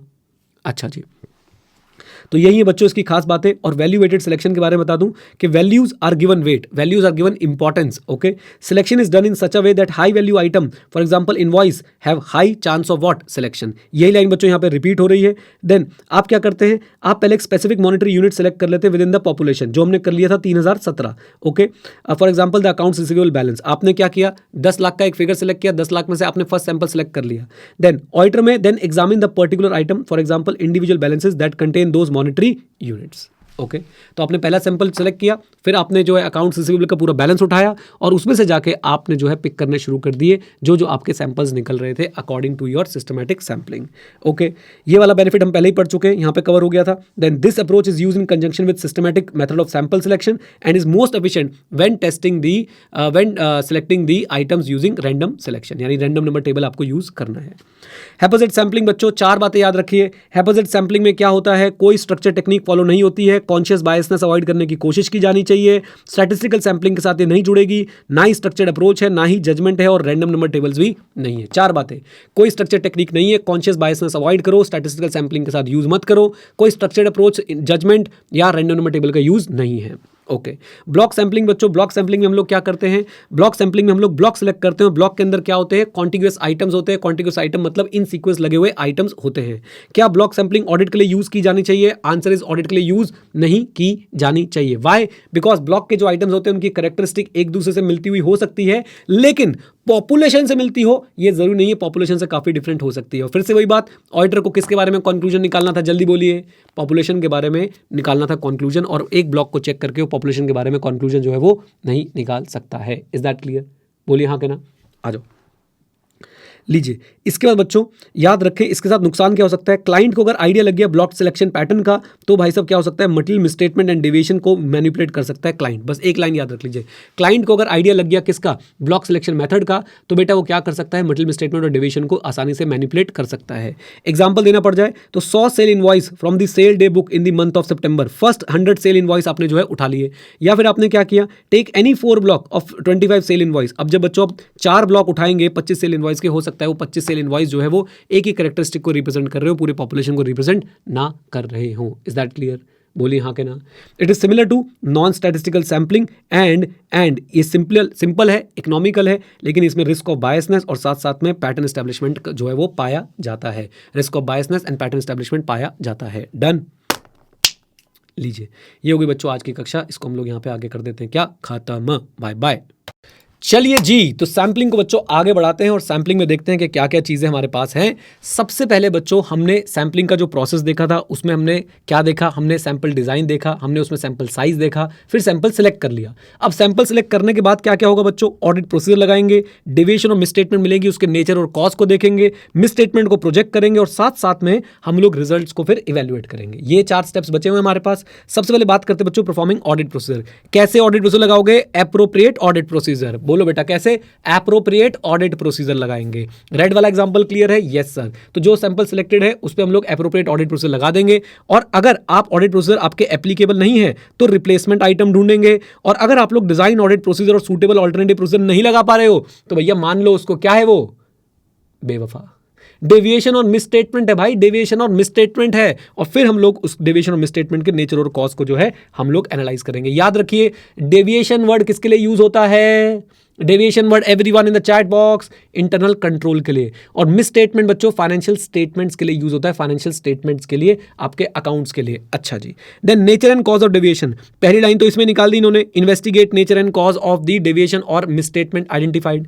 हम लोग क्या करेंगे, हम देखेंगे भाई इस डेविएशन मिस स्टेटमेंट का हमारे पर्पस ऑफ ऑडिट प्रोसीजर पे क्या इंपैक्ट है, अल्टीमेटली रिजल्ट क्या निकला ऑडिट प्रोसीजर का, और अदर एरियाज जैसे कि रोमम, जैसे कि मर्टिलिटी, जैसे कि एनईटी ऑफ ऑडिट प्रोसीजर पे क्या इंपैक्ट है। अनॉमली याद है बच्चों, अनॉमली याद है, एक लड़की थी दीवानी सी, एक लड़की थी दीवानी सी, यानी कि ऐसी डेविएशन और misstatement which is demonstrably, come on, which is demonstrably not are representative of the misstatement or deviation in the population। Rahul Gandhi ji, sorry ऐसे बच्चों को कॉन्सेप्ट समझा रहा था, आप तो बहुत बड़े व्यक्ति हो। आओ इधर देखो, याद रखें बच्चों, इन केस ऑफ एनॉमली, हाँ जी, इन केस ऑफ एनॉमली बच्चों याद रखें आपने क्या ऑब्टेन करना है, high degree of certainty obtain करनी है बाय ऑब्टेनिंग SAAE, दैट ये एनॉमली जो है, ये मिसस्टेटमेंट और डेविएशन जो एनॉमली है, ये पॉपुलेशन का रिप्रेजेंटेटिव नहीं है। Is that clear? लीजिए बच्चों, प्रोजेक्टिंग मिसस्टेटमेंट उठाओ और फेंको पॉपुलेशन के अंदर। तो हम लोग क्या करेंगे, प्रोजेक्शन हम क्यों करते हैं, ताकि हमें ब्रॉड व्यू मिल जाए। क्या प्रोजेक्शन हमें बच्चों कोई एक्यूरेट नंबर दे पाता है, अमाउंट टू बी रिकॉर्डेड दे पाता है? यस और no in the chat box, जल्दी से बोलो, क्या हमें अमाउंट टू बी रिकॉर्डेड मिलेगा? बोलो बोलो बोलो बोलो बोलो। नहीं सर नहीं, अमाउंट टू बी रिकॉर्डेड जो हमें नहीं मिलने वाला है। एनॉमली को क्या प्रोजेक्टिंग मिसस्टेटमेंट में यूज करेंगे, जल्दी बोलिए। Answer is no. लेकिन एनॉमली को क्या हम लोग मिसस्टेटमेंट के इफेक्ट को जानने के लिए कंसिडर करने वाले हैं? कम ऑन, यस और नो? Answer is yes. तो इफेक्ट ऑफ एनॉमली अगर अनकरेक्टेड है तो उसे हम कंसिडर करेंगे in addition to the other misstatement. अब सुनिए, projection of deviation is not necessary in case of test of control. Why? Because आपका sample rate of deviation will become the projected deviation rate. Correction कर लीजिएगा बच्चों, division नहीं है, deviation है। कभी कभी जब वो मेरी बात नहीं सुनती है तो वैसी हरकतें कर देती है। कौन? सिरी बेटा, सिरी। याद रखें, तो सैंपल डेविएशन रेट आपका क्या बन जाएगा, प्रोजेक्टेड डेविएशन रेट बन जाएगा फॉर दी पॉपुलेशन। आ जाओ, देन इसके बाद evaluating results of audit sampling, इसमें तो कुछ है ही नहीं, आपने सैंपलिंग कर ली, आपके पास रिजल्ट है।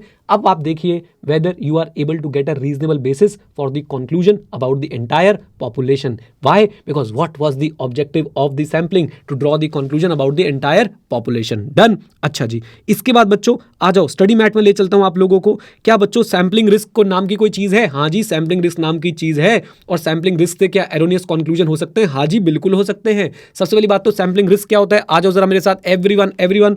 सैम्पलिंग रिस्क बोले तो कि भाई risk that auditor's conclusion based on sample में be different. Risk that auditor conclusion based on the sample may be different from the conclusion if the entire population was subject to the same audit procedure. Risk that auditor conclusion based on the sample may be different from the conclusion if the entire population was subject to the same audit procedures. Come on, yes or no? और बच्चों याद रखिए, इसकी वजह से क्या erroneous conclusion हो सकते हैं? Answer is yes. दो तरह के erroneous conclusion हो सकते हैं। जब अच्छा नहीं था, आपको लगा अच्छा है, आईसी बेकार था, आपको लगा भाई आईसी कितना अच्छा है, आपके फाइनेंशियल स्टेटमेंट बेकार थे, आपको लगा फाइनेंशियल स्टेटमेंट में कोई मल्टीपल स्टेटमेंट ही नहीं है। ये इससे बच्चों ऑडिटर को डर लगता है कि नहीं? Answer is yes. ये है बच्चों प्यार, ये है बच्चों थप्पड़। तो थप्पड़ से डर लगता है या प्यार से? प्यार से डर लगता है बेटा, प्यार से।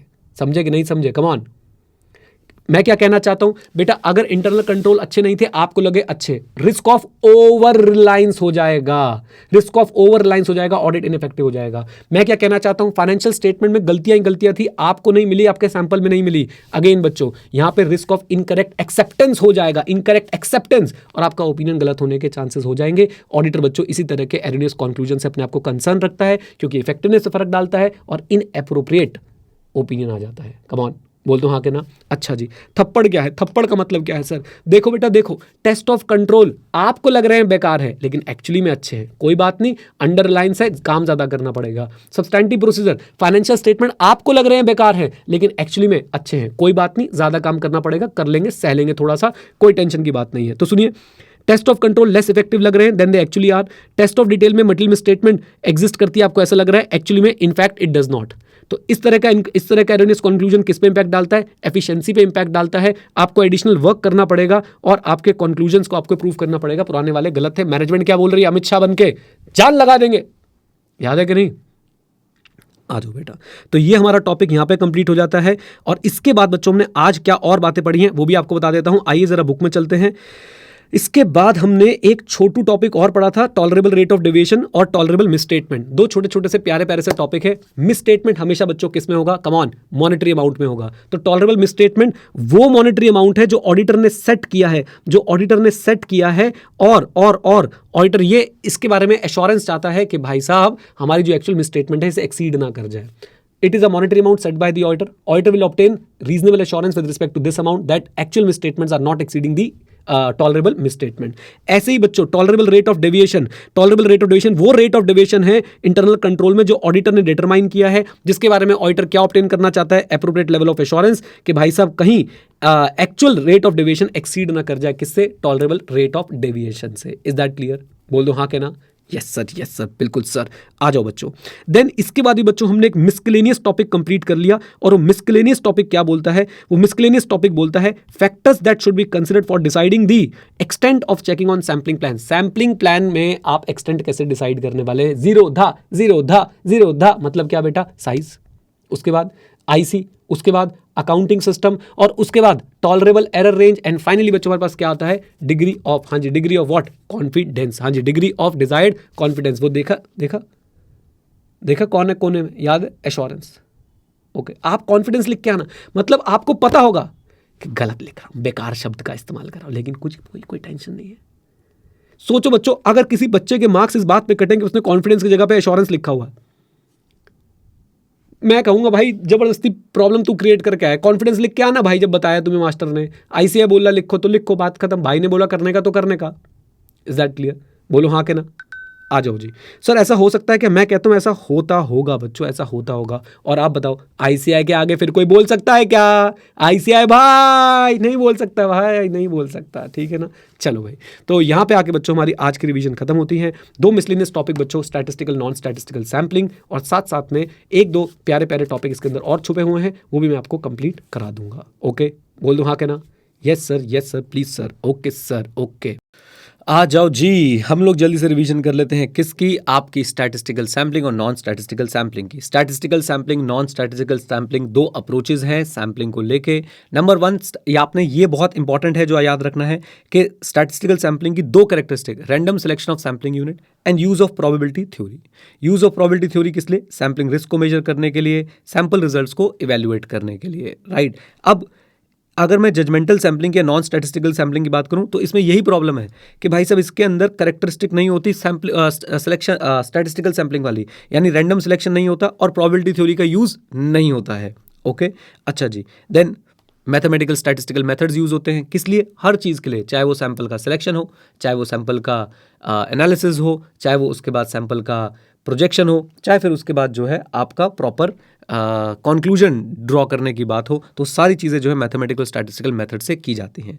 ज़्यादा साइंटिफिक है। ये एग्जांपल मैंने आपको क्लास में समझाया था। 1 लाख ट्रांजैक्शन है, 500 सैंपल सेलेक्ट करेंगे। अभी 500 भी आप लोग जो है वो कैसे डिटरमाइन करने वाले हैं? ये 500 भी आप लोग जो है स्टैटिस्टिकली डिटरमाइन करने वाले हैं by using different parameters. For example आप टोटल नंबर ऑफ ट्रांजैक्शन बताएंगे, डिजायर्ड लेवल ऑफ कॉन्फिडेंस बताएंगे, एक्सेप्टेबल मार्जिन एरर बताएंगे, उसके बाद जो है आप ये सिलेक्ट करेंगे। तो ज़्यादा साइंटिफिक हो जाती है हमारी स्टैटिस्टिकल सैम्पलिंग। कब अच्छे से यूज़ कर सकते हो आप इसको? जब large number of similar transactions there are there, okay. दूसरा, कोई पर्सनल बायस नहीं आती और प्रोजेक्शन जो है वो ज़्यादा रिलायबल रहती है। आ जाओ जी। फिर इसके बाद हमने इसके एडवांटेजेस अपने बुक से पढ़े थे। एडवांटेजेस आप लोगों को रिवाइज करा देता हूँ। एडवांटेजेस क्या क्या हैं, ज़रा ध्यान सुनिएगा। आपका जो सैम्पल साइज है वो नहीं बढ़ता in proportion to the increase in the size of the population, यानी कि स्मॉल सैम्पल साइज भी आपकी बड़ी पॉपुलेशन के लिए सफिशिएंट रहता है। जबकि आपको अगर जजमेंटल सैम्पलिंग या नॉन स्टैटिस्टिकल सैम्पलिंग की बात करूं तो वहाँ पे सैम्पल साइज जो है वो काफ़ी बड़ा आपको रखना पड़ेगा अगर आपकी पॉपुलेशन बड़ी है तो। अच्छा जी।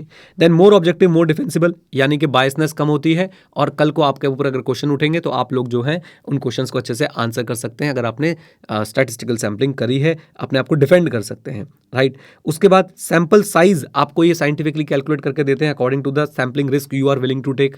ऐसा कुछ नहीं होता जजमेंटल सैम्पलिंग में। देन सैम्पलिंग रिस्क भी आपको जो है ये कैलकुलेट करके देते हैं। बेटर डिस्क्रिप्शन मिलता है आपको, यानी कि आप लोग जो है बेटर कंक्लूजन्स बना पाते हैं अबाउट द पॉपुलेशन। एंड साथ साथ में प्रोजेक्शन जो है वो ज़्यादा बेटर वे में हो पाती है। तो projection, conclusion, sampling risk, sample size and more objective defensible as well as the size does not increase with the increase in the size of the size does not increase with the increase in the size of the population. ठीक है जी। Non statistical sampling क्या होती है, मैंने यहाँ पे लिख दी है। सबसे पहली बात, it does not have the characteristic of what, random selection and does not use what, probability theory. तो सिंपल सी बात है, रैंडम सिलेक्शन नहीं होता, यानी every item does not have equal chance of selection and probability theory का भी use जो है वो नहीं होता है।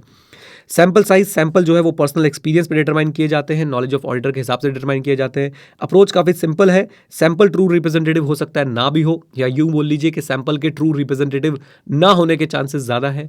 अटेम्प्ट किया जाता है कि कोई पैटर्न एस्टैब्लिश ना हो। पैटर्न एस्टैब्लिश ना हो मतलब ऐसा ना हो कि भाई सिर्फ कुछ मंथ्स की ही सेल चेक हो रही है, कुछ मंथ्स की ट्रांजैक्शन चेक हो रही है, हर मंथ की सिर्फ शुरुआत की कुछ ट्रांजैक्शन चेक हो रही है। इस तरह के पैटर्न को अवॉइड किया जाता है और सरप्राइज एलिमेंट मेंटेन किया जाता है। एंड जनरली स्पीकिंग ऐसी स्थिति में हम लोग ईयर एंड की ट्रांजैक्शन को बहुत डिटेल में चेक करते हैं। एक तो कट ऑफ प्रोसीजर उससे चेक हो जाते हैं और साथ साथ में ईयर एंड ट्रांजैक्शन जो होती हैं they are more prone to high risk of misstatement. Okay. Problems क्या क्या है, ना ही साइंटिफिक है ना ही ऑब्जेक्टिव है। सैम्पलिंग रिस्क आप नहीं डिटरमाइन कर पाते हो और डिग्री ऑफ कॉन्फिडेंस भी आप लोग कैलकुलेट नहीं कर पाते हो। जैसे हमने स्टैटिस्टिकल सैम्पलिंग में देखा था 95% degree of confidence, 5% sampling risk, right. Projection उतनी एक्यूरेट नहीं होगी जितनी स्टैटिस्टिकल सैम्पलिंग में होती है और साथ साथ में लेस डिफेंसिबल होने वाला है। Why? Because of lack of mathematical proof of accuracy. Okay. तो साइंटिफिक और ऑब्जेक्टिव नहीं होगा। सैम्पलिंग रिस्क एक बार दोबारा बोल दूं, सैम्पलिंग रिस्क और डिग्री ऑफ कॉन्फिडेंस आप लोग डिटरमाइन नहीं कर पाएंगे। प्रोजेक्शन एक्यूरेट नहीं होगी और साथ साथ में लेस डिफेंसिबल होने वाला है because of lack of proof of mathematical accuracy और lack of mathematical proof of accuracy. लीजिए, तो ये हमारे स्टैटिस्टिकल और नॉन स्टैटिस्टिकल सैम्पलिंग दोनों टॉपिक कंप्लीट होते हैं, इनकी रिवीजन भी यहाँ पे कंप्लीट हो जाती है। All the best, God bless you.